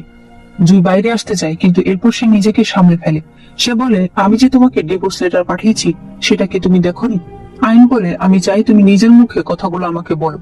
জুই বলে, আমি শুধুমাত্র এই কয়দিন তোমাকে ব্যবহার করেছি। আইন বলে, হতেই পারে না, রাজ্যে এত মেয়ে থাকতে তুমি আমাকে কেন বিয়ে করবে? জুই বলে, কারণ একমাত্র তুমি রাজকুমারের পছন্দের মেয়ে, আবার তুমি আমার শত্রু পরিবারের মেয়ে, তাহলে তোমাকে বিয়ে করার শান্তি তো আলাদা। আইন বলে, হতেই পারে না, এমনই যদি হবে তাহলে তুমি নিজের হাত কেটে আমাকে কেন বাঁচিয়েছো? জুই বলে, তুমি কত বোকা, আমার কাজ হাসিল করার জন্য আমি সবকিছু করতে রাজি আছি, আমি শুরু থেকেই এমন, তুমি আমাকে কতটা চেনো? জুইয়েরও এতে অনেক কষ্ট হচ্ছিল, কারণ তার শরীর অনেক খারাপ, তবে সে তারপর এগুলো বলে যাচ্ছিল। এরপর তারা গাড়ি চালিয়ে সেখান থেকে চলে যায়। আইন রাস্তার মাঝখানেই পড়ে থাকে। সাউজি বলে, আপনি কি সত্যি এমন নিষ্ঠুর? জুই বলে, এখনো তুমি আমাকে চেনো না, আমি ছোটবেলা থেকেই নিষ্ঠুর। এদিকে আমরা তিংহানকে দেখি যে কিনা ইউয়ের বাচ্চাকে একজনকে দিয়ে বলছে, আমি যুদ্ধে যাচ্ছি, আপনি দয়া করে এই বাচ্চাটার খেয়াল রাখবেন। এদিকে লিচির কাছে একজন লোক এসে বলে যে সে কনফেশন লেটার আইনদের বাড়িতে পাঠিয়ে দিয়েছে, আর আইন সেটা দেখে ফেলেছে। জুই রাস্তার মাঝখানে আইনকে রেখে চলে গেছে। লিচি সেই লোককে বলে না পরিবারের অ্যানসেস্ট্রাল হলে কিছু একটা করতে। এরপর সে বলতে থাকে, আইন এবার তুমি দেখতে পারবে যে সব পুরুষই একরকম। এদিকে আইন না ফ্যামিলির বাড়িতে যায়, যেখানে তার নিজের আর জুইয়ের কথা মনে পড়ে। এরপর সে অ্যানসেস্ট্রাল হলে যায়, যেখানে সে সেই কনফেশন লেটার রেখে তাদের সবার কাছে ক্ষমা চাইতে থাকে। সে এখানে অনেক কাঁদে। তখন লিচির একজন লোক অ্যানসেস্ট্রাল হলের একটা মেমোরিয়াল ট্যাবলেটের উপর কিছু একটা ফেলে, যার কারণে সেটা পড়ে যায়। আইন গিয়ে যখন সেটা দেখতে চায় তখন দেখতে পায় মেমোরিয়াল ট্যাবলেটের উপরে তো একজনের নাম লেখা ছিল, কিন্তু তার পেছনে আইনের নাম লেখা ছিল। আইন একদম অবাক হয়ে যায়। সে আরেকটা মেমোরিয়াল ট্যাবলেট দেখতে পায় সেটাতে তার ভাইয়ের নাম লেখা, আরেকটাতে তার বাবার নাম, এভাবে সবগুলোতেই তাদের পরিবারের নাম লেখা আছে। আইন বুঝতে পারে জুই নিজের পরিবারের প্রত্যেকটা সদস্যের মৃত্যুর পরিবর্তে তার শত্রুদের মৃত্যু চায়। এরপর আইন রাস্তা দিয়ে যখন যাচ্ছিল তখন সে মিলিটারির একজন আর্মিকে দেখতে পায়, যে কিনা খুবই আহত অবস্থায় রাজ্যে ফিরে এসেছে। আইন তাকে জিজ্ঞেস করে কি হয়েছে। সেই সৈনিক বলে, জ্যোতিষী, সেই পরিবারের আর্মিদের সকল খাবারের সাপ্লাই বন্ধ করে দিয়েছিল। আমাদের সকল সেনারা না খেয়ে যুদ্ধ করেছে, যার কারণে কেউ বাঁচতে পারেনি। 3 জেনারেলের সবাই মারা গেছে, তাদের লাশ রাজ্যের বাইরেই পড়ে আছে। 3 জেনারেল মানে হলো আইনের বাবা, মা আর ভাই। এরপর সেই লোক মারা যায়। আইন চিৎকার করে বলতে থাকে, এগুলো মিথ্যে, এগুলো হতেই পারে না। এদিকে এই খবর জুইয়ের কাছেও আসে। জুই এগুলো শুনে আরো অসুস্থ হয়ে যায়। এরপর আমরা লিচিকে দেখতে পাই, যাকে একজন লোক এসে খবর দেয় যে তার প্ল্যান সাকসেসফুল হয়েছে। লিচি এতে অনেক খুশি হয়। পরদিন আইন তার পরিবারের মানুষের লাশ ফিরিয়ে আনার জন্য যুদ্ধের ময়দানে যাচ্ছিল। তখন সেখানে জুই আসে। জুই বলে, ওখানে অনেক বিপদ হতে পারে, আমিও তোমার সাথে যাই। আইন বলে, এখন তুমি কি দেখতে এসেছো? রাজকুমারের পছন্দের মেয়ে আর জ্যোতিষীর স্ত্রী কি অবস্থায় আছে? আমি কত বড় বোকা, এতদিন ধরে একটা ডেমনের ঘর করে আবার তার কাছে আমার পরিবারের জন্য ক্ষমা চাইছিলাম। এবার কি তুমি খুশি হয়েছো? মনে রেখো, এরপর থেকে তুমি যদি আরেকবার আমার সামনে এসো, তাহলে আমাদের দুজনের মাঝখান থেকে যে কোনো একজন বেঁচে থাকবে। এই বলে সে সেখান থেকে চলে যায়। এরপর সে ময়দানে আসলে দেখতে পায় সেখানে সকল মিলিটারিরা মারা গেছে। সে তার বাবা মায়ের লাশের কাছে গিয়ে তাদেরকে বলে, আমি আপনাদেরকে বাড়ি নিয়ে যেতে এসেছি। এরপরে সে একটি ঠেলাগাড়িতে করে লাশ নিয়ে যেতে চাইছিল, কিন্তু শহরের কমান্ডার গেট খুলছিল না। আইন তখন সেখানে থাকা ক্যাপ্টেনদেরকে এক এক করে বলে, আপনি যেদিন অসুস্থ হয়ে গিয়েছিলেন, আমার ভাই ওই দিন আপনাকে বাঁচিয়েছিল। ওই দিন যেদিন আপনার গায়ে 3 লাগতে যাচ্ছিল, আমার বাবা আপনাকে বাঁচিয়েছিল। আর আপনি ক্যাপ্টেন যেদিন অনেক বেশি অসুস্থ ছিলেন, সেদিন আমার মা সারা রাত জেগে আপনার দেখাশোনা করেছিল। আর আজ আমি তাদেরকে বাড়ি নিয়ে যেতে এসেছি, সেটাও আপনারা দিতে পারবেন না। তারা তখন কমান্ডারের কাছে হাঁটু গেড়ে বলতে থাকে গেট খুলে দিতে। তাই গেট খুলে দেওয়া হয়। তখন দেখা যায় জুইও সেখানেই ছিল। এরপরে সেই কমান্ডার অনেক চিন্তা করছিল। একজন সৈনিক তার কাছে আসলে কমান্ডার বলে, সেই পরিবারের মেয়েটাকে বাঁচিয়ে রেখে কি লাভ? সেই সৈনিক বলে, যুবরাজ বলেছে ওই মেয়েটার যেন কোনো ক্ষতি না হয়। কমান্ডার বলে, না, তাকে বাঁচিয়ে রাখা যাবে না, তাকে মারার জন্য সৈনিক নিয়ে যাও। এদিকে আইন একটা মেয়ে, সে তো আর এত দূর তাদের লাশ নিয়ে যেতে পারবে না, তাই সেখানেই তাদের রাজ্যের শহরে তাদেরকে দাফন করে দেয়। এরপর সে সেই মন্দিরে যায় যেখানে প্রথমবার তার জয়ীর সঙ্গে দেখা হয়েছিল। একটু সামনে গেলে সে সেখানে একটি ছেলেকে দেখতে পায়। ছেলেটি তাকে দেখে ভয় পেয়ে বলে, আমাকে মেরো না। সে বলে, আমি তোমাকে মারবো না। সে সেখানে বসে পড়ে। সে সেই ছেলেটাকে নিজের সাথে আনা পানি আর খাবার খেতে দেয়। ছেলেটি বলে, আমি কোনোদিন আপনার এই উপকার ভুলবো না। আইন এরপর তার হাত মুক্ত করে দেয়। তখনই সৈনিকরা এদিকে আসতে থাকে। সেই ছেলেটি তখন আইনকে নিয়ে সেখান থেকে পালিয়ে যায়। এই ছেলেটির নাম হলো পেই। পেই আইনকে বলে, সামনেই ঘোস্ট রেলাম, শুনেছি সেখানে যে একবার যায় সে নাকি আর ফিরে আসে না। তুমি কি যাবে আমার সাথে? আইন বলে, ওরা তোমার কিছু করবে না, আমি একাই যাব। কিন্তু ছেলেটি তাকে একা ছাড়তে রাজি হয় না। তাই আইন তাকে অজ্ঞান করে এরপর সেখানে যেতে চায়। কিন্তু ওই সময় অনেক সৈনিকরা সেখানে চলে আসে। তারা আইনকে আঘাত করতে যায়। আইনের তখন তার ছোটবেলার কথা মনে পড়ে, যখন সে প্রথম তলোয়ার ধরতে শিখেছিল। এরপর সে যখন চোখ মেলে তাকায়, তখন সে বলে, আমি কি দেখতে পারছি না? তখন দেখা যায় জুই তার সাথে ছিল। সে বুঝতে পারে আইন চোখে দেখতে পারছে না। আইন বলে, আপনি কি আমাকে বাঁচিয়েছেন? জুই তার হাতে লিখে দেয় যে সে তাকে বাঁচিয়েছে, আর সে কথা বলতে পারে না। আইন বলে, আমাদের একজন চোখে দেখি না, আরেকজন কথা বলতে পারে না, এটাই হয়তো ভাগ্য। এরপর সে বলে, আপনার নিঃশ্বাসের শব্দ একদম আমার স্বামীর মতো, কিন্তু আপনি সে নন, কারণ আমার স্বামীর ইনার স্ট্রেংথ অনেক বেশি। কিন্তু আপনার নিঃশ্বাস শুনে বোঝা যাচ্ছে আপনি অনেক দুর্বল। আপনি জানেন আমি এগুলো কেন আপনাকে বলছি? কারণ আমি আমার স্বামীকে অনেক ঘৃণা করি। আমি তাকে বলেছি আরেকবার যদি সে আমার সামনে আসে, তাহলে আমাদের মধ্যে যে কোনো একজন বেঁচে থাকবে। আপনি আমাকে বলুন তো, সে যদি আমার কাছে আসে, আমার তার সাথে কি করা উচিত? জুই তার হাতে লিখে মেরে ফেলা উচিত। আইন বলে, ঠিক, আমি তাকে নিজের হাতে মেরে ফেলবো। এরপর সে আবারও জুয়ের পালস চেক করে বলে, আপনি আমার স্বামী নন। জুয়ের তখন অনেক কষ্ট হচ্ছিল। সে আইনের গায়ে নিজের জামাটা দিয়ে সেখান থেকে চলে আসে। আইন যখন সেই জামা ধরে তখন সে বুঝতে পারে এটা জুয়ের জামা, কারণ জুই জামা এভাবেই সেলাই করে। আইন তখন কাঁদতে থাকে যে জুই তাকে কিছুই বলছে না। পরদিন জুই আইনকে পিঠে করে নিয়ে আসছিল। হঠাৎ সে বুঝতে পারে আইন অনেক বেশি অসুস্থ হয়ে যাচ্ছে। সে তার পালস চেক করে। এরপর সে নিজের হাত কেটে আইনের মুখে সেই রক্ত দেয়। এরপর জুই আইনকে তার বুকের ডান পাশে ধরে রাখে। আইন মনে করে জুই তাকে বলেছিল তার হার্ট বুকের ডান পাশে। এসব মনে করে আইন কাঁদতে থাকে যে জুই এখনো কিছু বলছে না। এরপরে তারা অন্য একটি শহরে আসে। আইনকে ঘরে রেখে জুই তার জন্য খাবার নিয়ে আসে। আইন শিওর হওয়ার জন্য তাকে হাত দিয়ে ভালো করে ছুঁয়ে দেখে। ওই সময় জুইয়ের মুখ দিয়ে ব্লিডিং শুরু হয়। আসলে আইনকে পিঠে করে আনার কারণে সে আরো বেশি অসুস্থ হয়ে গেছে। আইন কাঁদতে কাঁদতে তাকে জিজ্ঞেস করে, তোমার কি হয়েছে? কিন্তু জুই তাকে বলে, বড় কিছু না। আইনকে কাঁদতে দেখে জুই সেখান থেকে চলে যেতে চায়। আসলে তার তো মনে হচ্ছিল আইন অন্য পুরুষের জন্য কাঁদছে। সে তো আর জানে না যে আইন বুঝে গেছে যে সে কার সাথে আছে। আইন তাকে ধরে বলে, আমি গোসল করবো, আমাকে কি একটু পানি এনে দিতে পারবে? জুই ঘর থেকে বেরিয়ে গেলে সেখানে পেই নামের সেই ছেলেটা আসে। তার গলা শুনে আইন তাকে চিনতে পারে। সে আইনকে বলে, তুমি দেখতে পাচ্ছ না? এরপর সে বলে, ওই দিন তুমি আমাকে অজ্ঞান করে দেওয়ার পর সবার প্রথমে আমি দাফাং রাজ্যে, মানে যেটা তার নিজের রাজ্য, সেখানে যাই। এরপর আমি তোমাকে খুঁজতে এখানে আসি। আমি জানি এটাই সবচেয়ে কাছের শহর, তুমি আসলে এখানেই আসবে। একটু পর জুই বাইরে আসলে ভেতরে একটা ছেলের শব্দ শুনে সে তাড়াতাড়ি দরজা খুলে দেখতে পায় আইন পেয়ের গায়ে ওষুধ লাগিয়ে দিচ্ছে। এটা দেখে জুইয়ের তো শরীর জ্বলে যাচ্ছিল। পেই বলে, একটা ছেলে এসেছে। আইন বলে, ওই দিন ইনি আমাকে বাঁচিয়েছে। উনি কথা বলতে পারে না। পেই বলে, ও বোবা, তাহলে তো মনে হয় তোমার সারাদিন অনেক বোরিং লাগে। তোমার যদি খারাপ লাগে তাহলে তুমি আমার কাছে যেও, আমি সারাদিন তোমার সাথে কথা বলবো। জুই এগুলো শুনে তাকে হাত ধরে বাইরে নিয়ে যায়। পেই বলে, তুমি মিথ্যা কথা বলেছো, তুমি একদমই বোবা না। জুই বলে, তো কি হয়েছে, আমরা স্বামী স্ত্রী, এগুলো আমাদের ব্যাপার। পেই বলে, কিন্তু তোমার কথা তো একবারও ও বললো না, তুমি হয়তো ওর এক্স হাজবেন্ড হতে পারো। জুই বলে, তুমি কি চাও? পেই বলে, আমি কিছুই চাই না, ওই মেয়েটা আমাকে বাঁচিয়েছে, আমি কখনোই তার ক্ষতি চাইবো না। জুই বলে, আমি যদি দেখি তুমি তার ক্ষতি করতে চাইছো, আমি কিন্তু তোমাকে মেরে ফেলবো। পেই বলে, এই সেম কথাটা আমিও তোমাকে বললাম। জুই এরপর ভেতরে চলে আসে। আইন জামা খুলতে নিলে জুই তাকে ধরে বলে, আমি তোমার জন্য একটা দাসী নিয়ে আসি। আইন বলে, দরকার নেই। সে জামা খুলে তার সাথে গোসলখানার দিকে যাওয়ার সময় বলে, তুমি বাইরে থেকো, আমার যদি কোনো কিছু দরকার হয় আমি তোমাকে ডেকে নেব। জুই তার হাতে লিখে বলে, সেটা ভালো দেখাবে না। আইন বলে, ঠিক আছে, তাহলে পেইকে পাঠিয়ে দাও। এটা শুনে জুই লেখে যে ঠিক আছে, আমি এখানেই আছি। এরপর আইন গোসল করছিল। জুই সামনে টেবিলে বসে চা খাচ্ছিল। তার নিজের উপরে নিজের হিংসা হচ্ছিল যে তার স্ত্রী আরেকজনের সামনে গোসল করছে।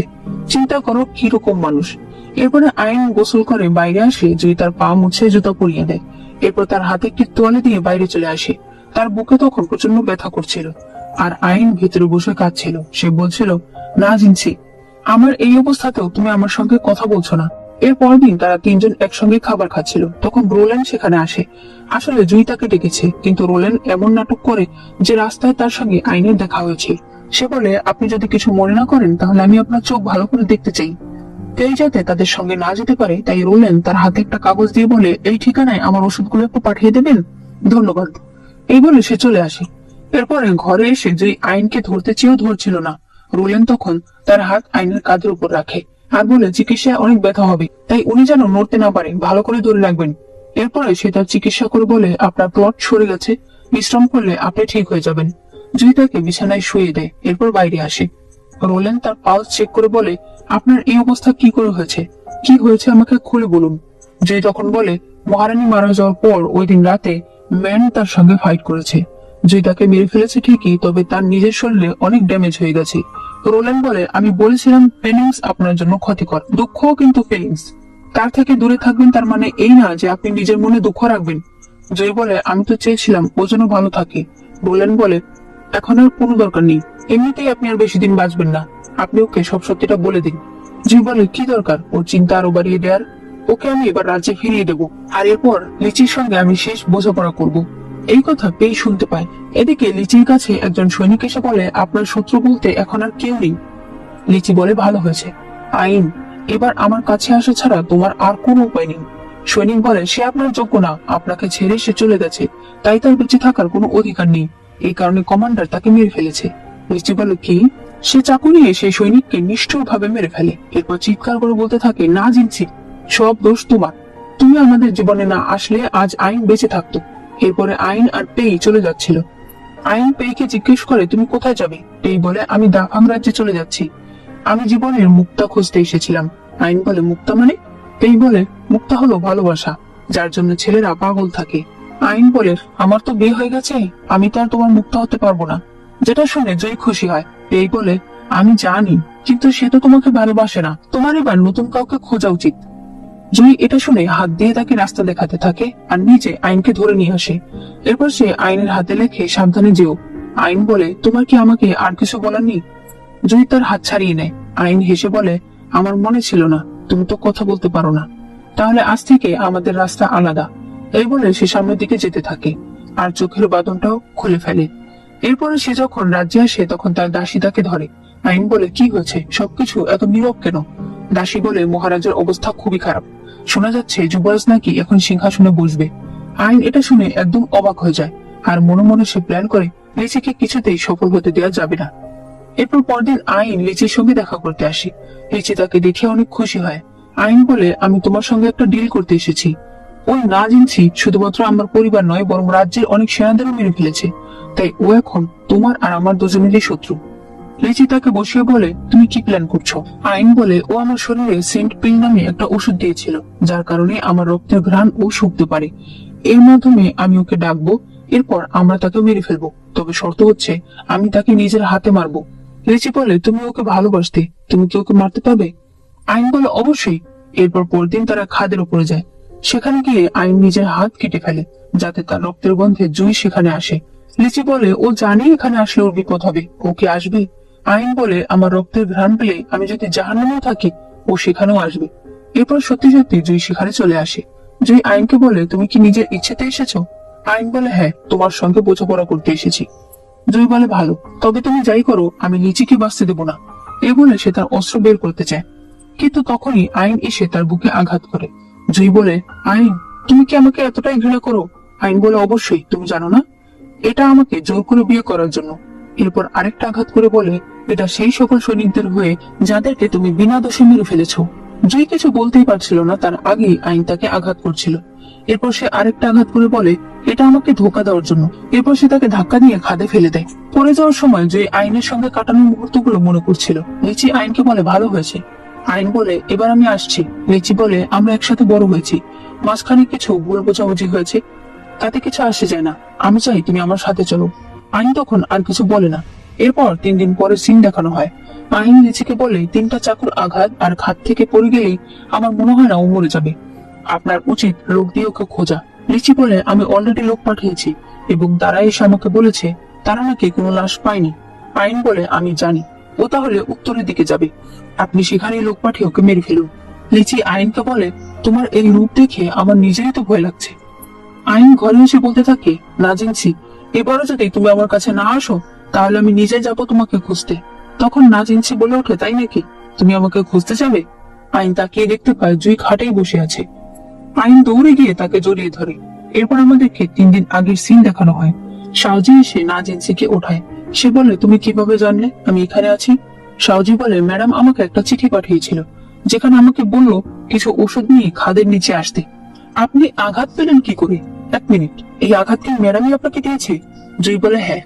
সাউজি বলে, উনি জানে আপনার হাত ডান পাশে, তাহলে আপনাকে বাম পাশে আঘাত করার কি মনে হয়? জুই বলে, তুমি বুঝবে না। সাউজি বলে, আপনারা স্বামী স্ত্রী দুজনেই অনেক নিষ্ঠুর, ভালোই মানিয়েছে। এরপর তারা এক জায়গায় যাওয়ার কথা বলে। জুই বলে, না, সেখানে যাওয়া যাবে না। আইন হয়তো রাজকুমারের বিশ্বাস রাখার জন্য ওই জায়গার নাম এতক্ষণে বলে দিয়েছে, আমাদেরকে অন্য জায়গায় যেতে হবে। এরপরে সাউজি তাকে লিচির মেডিকেল রিপোর্ট দেখায়, যেটা সে ডাক্তারের কাছ থেকে জোগাড় করেছে, যেখানে লেখা ছিল লিচির কোনো প্রকার কোনো সমস্যা নেই, সে একদম সুস্থ। সাউজি বলে, মহারাজ ছোটবেলা থেকেই অসুস্থ, তার ছেলেদের মাঝে এই রোগ ছড়াবে এটা স্বাভাবিক, কিন্তু লিচি একদম সুস্থ কি করে হয়? জুই বলে, হয়তো সে মহারাজের নিজের ছেলেই নয়।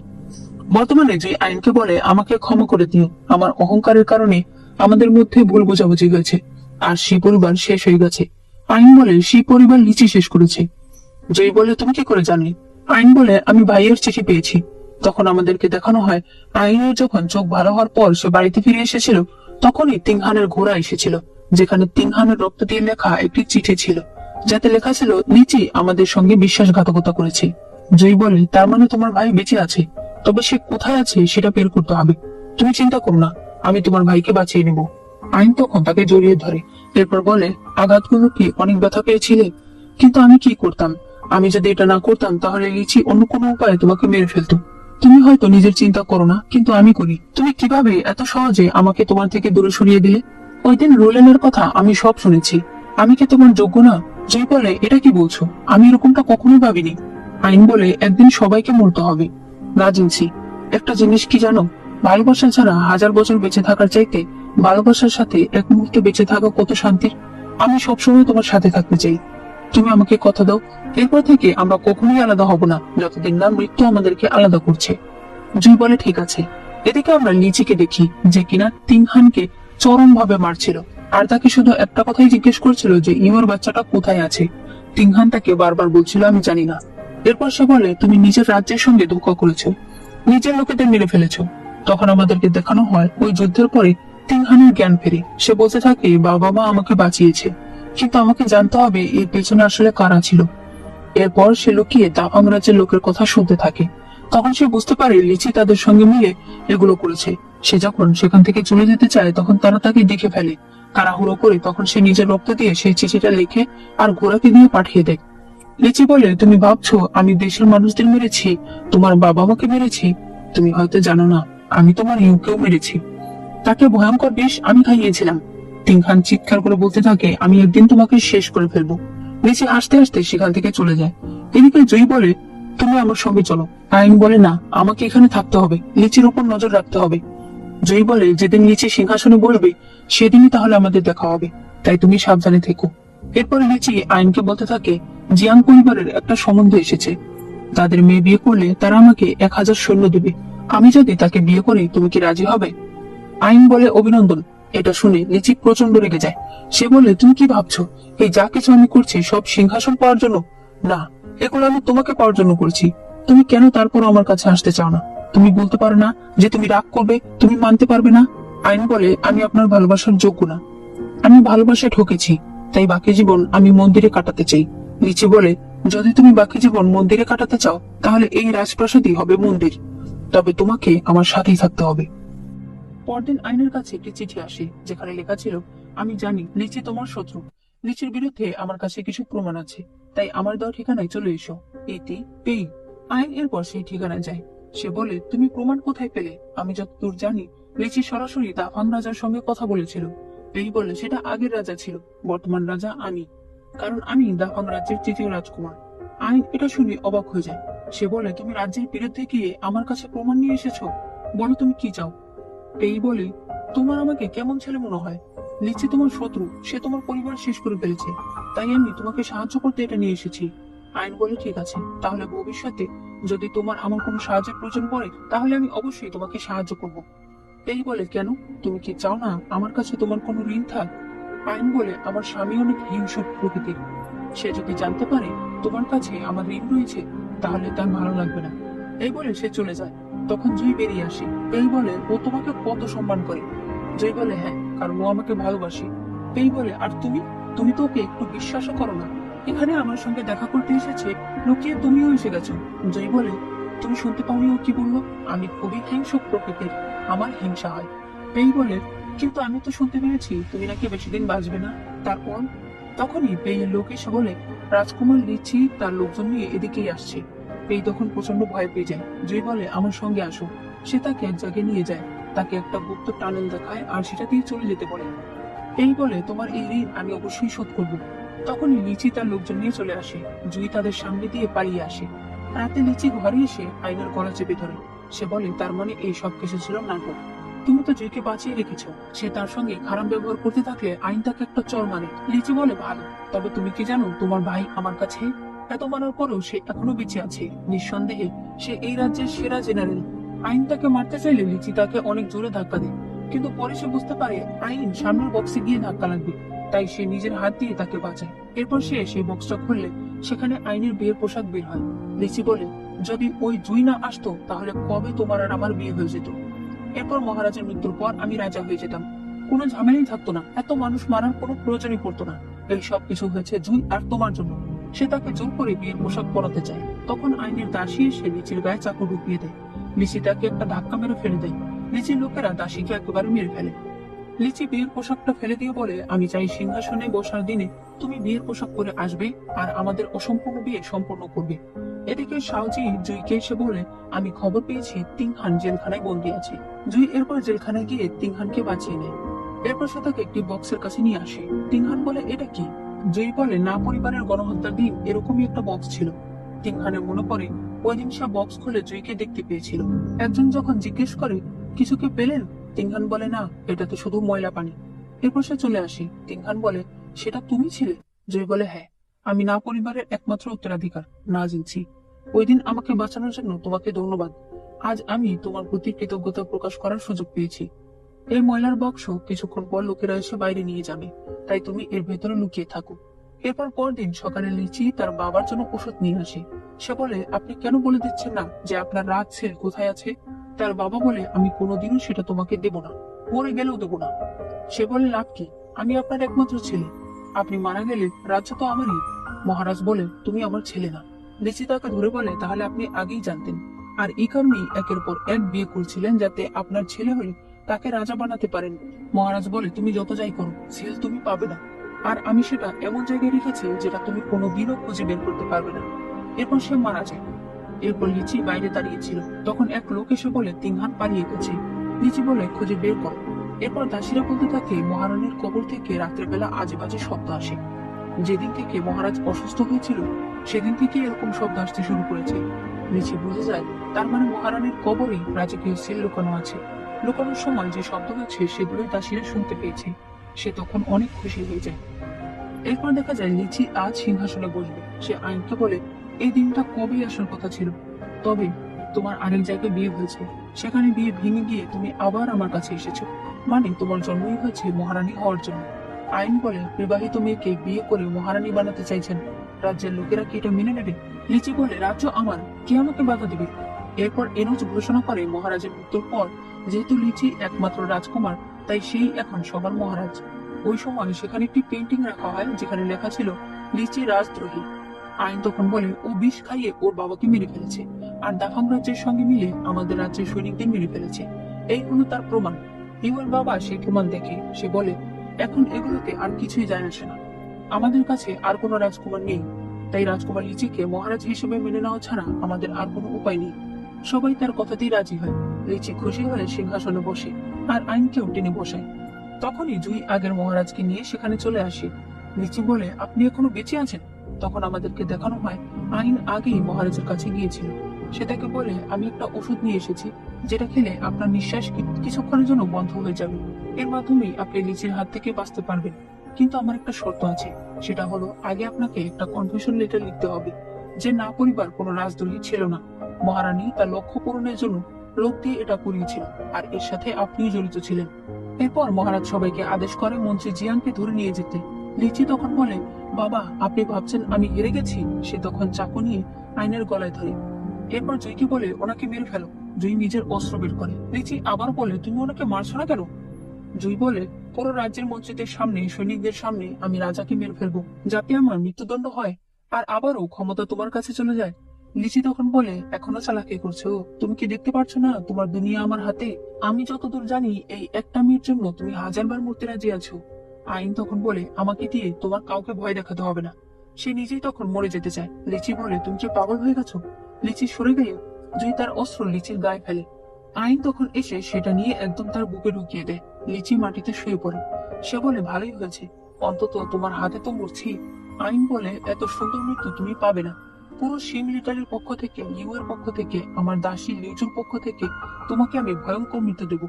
সে সেটা আবার টেনে বের করে। লিচি বলে, এই জীবনে আমি শুধু তোমাকে আমার নিজের করতে চেয়েছিলাম।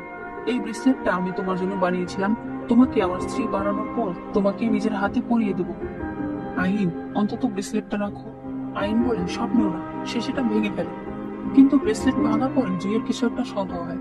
লিচি তখন হাসতে হাসতে বলে, আইন, এবার আর এই জীবনে তুমি আমাকে বলতে পারবে না। সে আবার সিংহাসনে গিয়ে বসে আর বলে, না জিনছি, আমি তোমার জন্য জাহান্নামে অপেক্ষা করব। এরপরে সে মারা যায়। তখন দেখা যায় সেই ব্রেসলেটটা থেকে আসলে এক ধরনের বিষাক্ত ধোঁয়া বের হচ্ছে, যার ফলে জুই অজ্ঞান হয়ে যায়। এরপরে সিনে দেখা যায় রোল্যান্ড ব্রেসলেটটা দেখে বলছে এটা খুবই বিরল একটা উপাদান দিয়ে বানানো হয়েছে, যেটা দিয়ে এটা বানানো হয়েছে সেটা দিয়ে এটার ওষুধ বানানো হয়, কিন্তু এইগুলো খুবই বিরল, 10 বছরে একবার ফোটে। আইন জুইকে ধরে কাঁদতে থাকে। সে বলে, আমি কেন এত বোকা, আমি কেন এটা ভাঙতে গেলাম? ও আমাকে দিয়েছিল, আমি নিয়ে নিতাম। জুই বলে, তাহলে তো তুমি ওর ভালোবাসা মেনে নিলে। সেটা কি করে হতে পারে? তুমি কি ভুলে গেছো তোমার স্বামী একজন হিংসুক মানুষ? তুমি ওর কাছ থেকে ব্রেসলেটটা নিলে আমি একদমই খুশি হতাম না। সাহজি ব্রেসলেটটা শোকে বলে, এই গন্ধ আমি আরো পেয়েছি। তখন তার মনে পড়ে সে রাজপ্রাসাদে একটা ছোট ব্যাগ পেয়েছিল, সে সেটা বের করলে দেখতে পায় এটার ভেতরে সেই ফুল রয়েছে। তারা তখন প্রচন্ড খুশি হয়ে যায় যে এবার জুই বেঁচে যাবে। এরপর যখন তারা ওষুধ বানিয়ে জুইকে খাওয়াতে যায়, ওই সময় তিনহান এসে বলে ইউর বাচ্চার শরীর অনেক খারাপ, তার বিষ জেগে উঠেছে। জুই তখন বলে এই ওষুধটা নিয়ে তাকে দিতে। শাওজি বলে আপনি এটা কি বলছেন? তিনহান বলে না না, আমরা অন্য কোনো ব্যবস্থা করব। রোলেন বলে এছাড়া আর কোনো পথ নেই। জুই আইনকে বলে আইন ওষুধটাও কি দিয়ে দাও। আইন তখন বলে হ্যাঁ ভাইয়া, তুমি ওষুধ নিয়ে যাও, জুইয়ের মনের ইচ্ছা পূরণ করো। ও চায় না যে কষ্ট পেয়ে ও বেঁচেছে সেই একই কষ্ট পেয়ে ওর ছেলে বেঁচে থাক। জুই এতে খুশি হয়, সে বলে চলো আমরা বাড়ি যাই। আইন চোখে পানি নিয়ে বলে হ্যাঁ চলো আমরা বাড়ি যাব। এরপর সে তাকে নিয়ে বাড়িতে চলে আসে। এরপর কয়েকদিন পরে সিন দেখানো হয় যেখানে আইন তলোয়ার প্র্যাকটিস করছিল। জুই বসে বসে তাকে দেখছিল, কিন্তু হঠাৎ সে বুঝতে পারে তার চোখে দৃষ্টি চলে গেছে। সে আর আইনকে দেখতে পারছে না, তবে সে মুখ দিয়ে কিছুই বলে না। আইন ফুলের একটা ডাল কেটে ফেলে, এরপর সেটা এনে জুইকে দেখিয়ে বলে সুন্দর না? জুই বলে হ্যাঁ, আমার চেয়ে তলোয়ারবাজি সবচাইতে সুন্দর। আইন বলে আমি তো ফুলের কথা বলছি। জুই বলে ও হ্যাঁ সুন্দর। সে হাত দিয়ে ধরতে চায়, তবে সে ধরতে পারে না। আইন তখন বলে তুমি চোখে দেখতে পারছো না তাই না? এরপর দেখা যায় জুইয়ের চুল সাদা হয়ে গেছে। শাওজি তাকে চেক করে বলে বিষ ছড়িয়ে পড়ার পর থেকেই তার চোখ আর চুলকে আগে অ্যাটাক করেছে। এরপর সে বলে আচ্ছা আমি যাই, দেখি যদি কোনো ওষুধের খোঁজ পাই। এরপর আইন বলতে থাকে তুমি জানো যখন আমি অন্ধ হয়ে গিয়েছিলাম তখন প্রথম দিনই আমি বুঝতে পেরেছিলাম যে আমাকে তুমি বাঁচিয়েছো। আমি যদি নীরবে তোমার কাছে থাকি তুমি কি আমাকে চিনতে পারবে? জুই বলে ওই সময় তুমি আমাকে ঘৃণা করতে, তাহলে আমাকে মেরে ফেললে না কেন? আইন বলে আমার সেই সাহস নেই। সে বলে আমি আর কখনোই তোমার থেকে আলাদা হতে চাই না। এরপর সে তাকে কিস করে। জয়ও তখন তাকে কিস করে। তখন সেখানে পেই আসে। পেই জুইকে দেখে বলে আরে তুমি এখনো বেঁচে আছো? জুই বলে তুমি এখানে কেন এসেছো? সে বলে একটা ওষুধ দিতে এসেছি। সে আইনকে বলে এই ওষুধটা ওর শরীরে বিষ কিছুদিনের জন্য কাটাতে পারবে, মানে আরো 6 মাস ওর শরীর ভালো থাকবে, তবে এরপর ওর শরীর আবার খারাপ হয়ে যাবে। তাই তোমাদের এই 6 মাসের মধ্যে ওই আসল ওষুধটা খুঁজে বের করতে হবে। আইন বলে হ্যাঁ, আমরা সেটা খুঁজতে যাব। পেই বলে ভালো, আমার সঙ্গে চলো। ওকে নিয়ে তো আর কোনো লাভ নেই, ও তো অসুস্থ। জুই তখন চিৎকার করে সাউজিকে বলে মেহমানকে এখান থেকে নিয়ে যাও। এরপর দেখা যায় তারা সফরে যাচ্ছে, মানে এখান থেকে তারা সেই ওষুধ খুঁজে বেড়াবে। জুই তিনহানকে বলে মহারাজ বেশি দিন বাঁচবে না, উনি মারা যাওয়ার পর তুমি নিজে দায়িত্ব নিয়ে ইউর ছেলেকে সিংহাসনে বসাবে। সাউজিকে বলে এখন থেকে জেট প্যাভিলিয়নের সকল দায়িত্ব তোমার, জেট প্যাভিলিয়ন দেখে রেখো। এরপর দেখা যায় 6 মাস কেটে গেছে। মহারাজ নিজের সকল অন্যায় স্বীকার করেছে এবং অসুস্থতার কারণে সে মারা গেছে। এরপর রাজ সিংহাসনে বসে ইউর ছেলে ইয়ান। এদিকে আমরা আইন আর জুইকে দেখি। আইন বলে রাজ্যের বাইরে চাঁদ দেখতে খুব সুন্দর, কিন্তু দুঃখ হলো ইউ সেটা নিজের চোখে দেখতে পারলো না। জুই এরপর আইনের কাঁধে মাথা রেখে অজ্ঞান হয়ে যায়। আইন প্রচুর কাঁদে, সে তাদের পুরনো সকল স্মৃতি মনে করতে থাকে। এদিকে তিংহান ইউ আর তার নিজের কাটানো সময়গুলো মনে করে। সে ভাবতে থাকে ওই দিন যদি সে ইউকে নিয়ে পালিয়ে যেতে পারতো তাহলে তাদের জীবনটা কত সুন্দর হতো। এরপর কয়েকদিন পরের সিন দেখানো হয়। আইন তীর প্র্যাকটিস করছিল, তখন পেছন থেকে জুই তার কাছে আসে। তার চুল আবার আগের মতো হয়ে গেছে, তার মানে সে সুস্থ হয়ে গেছে।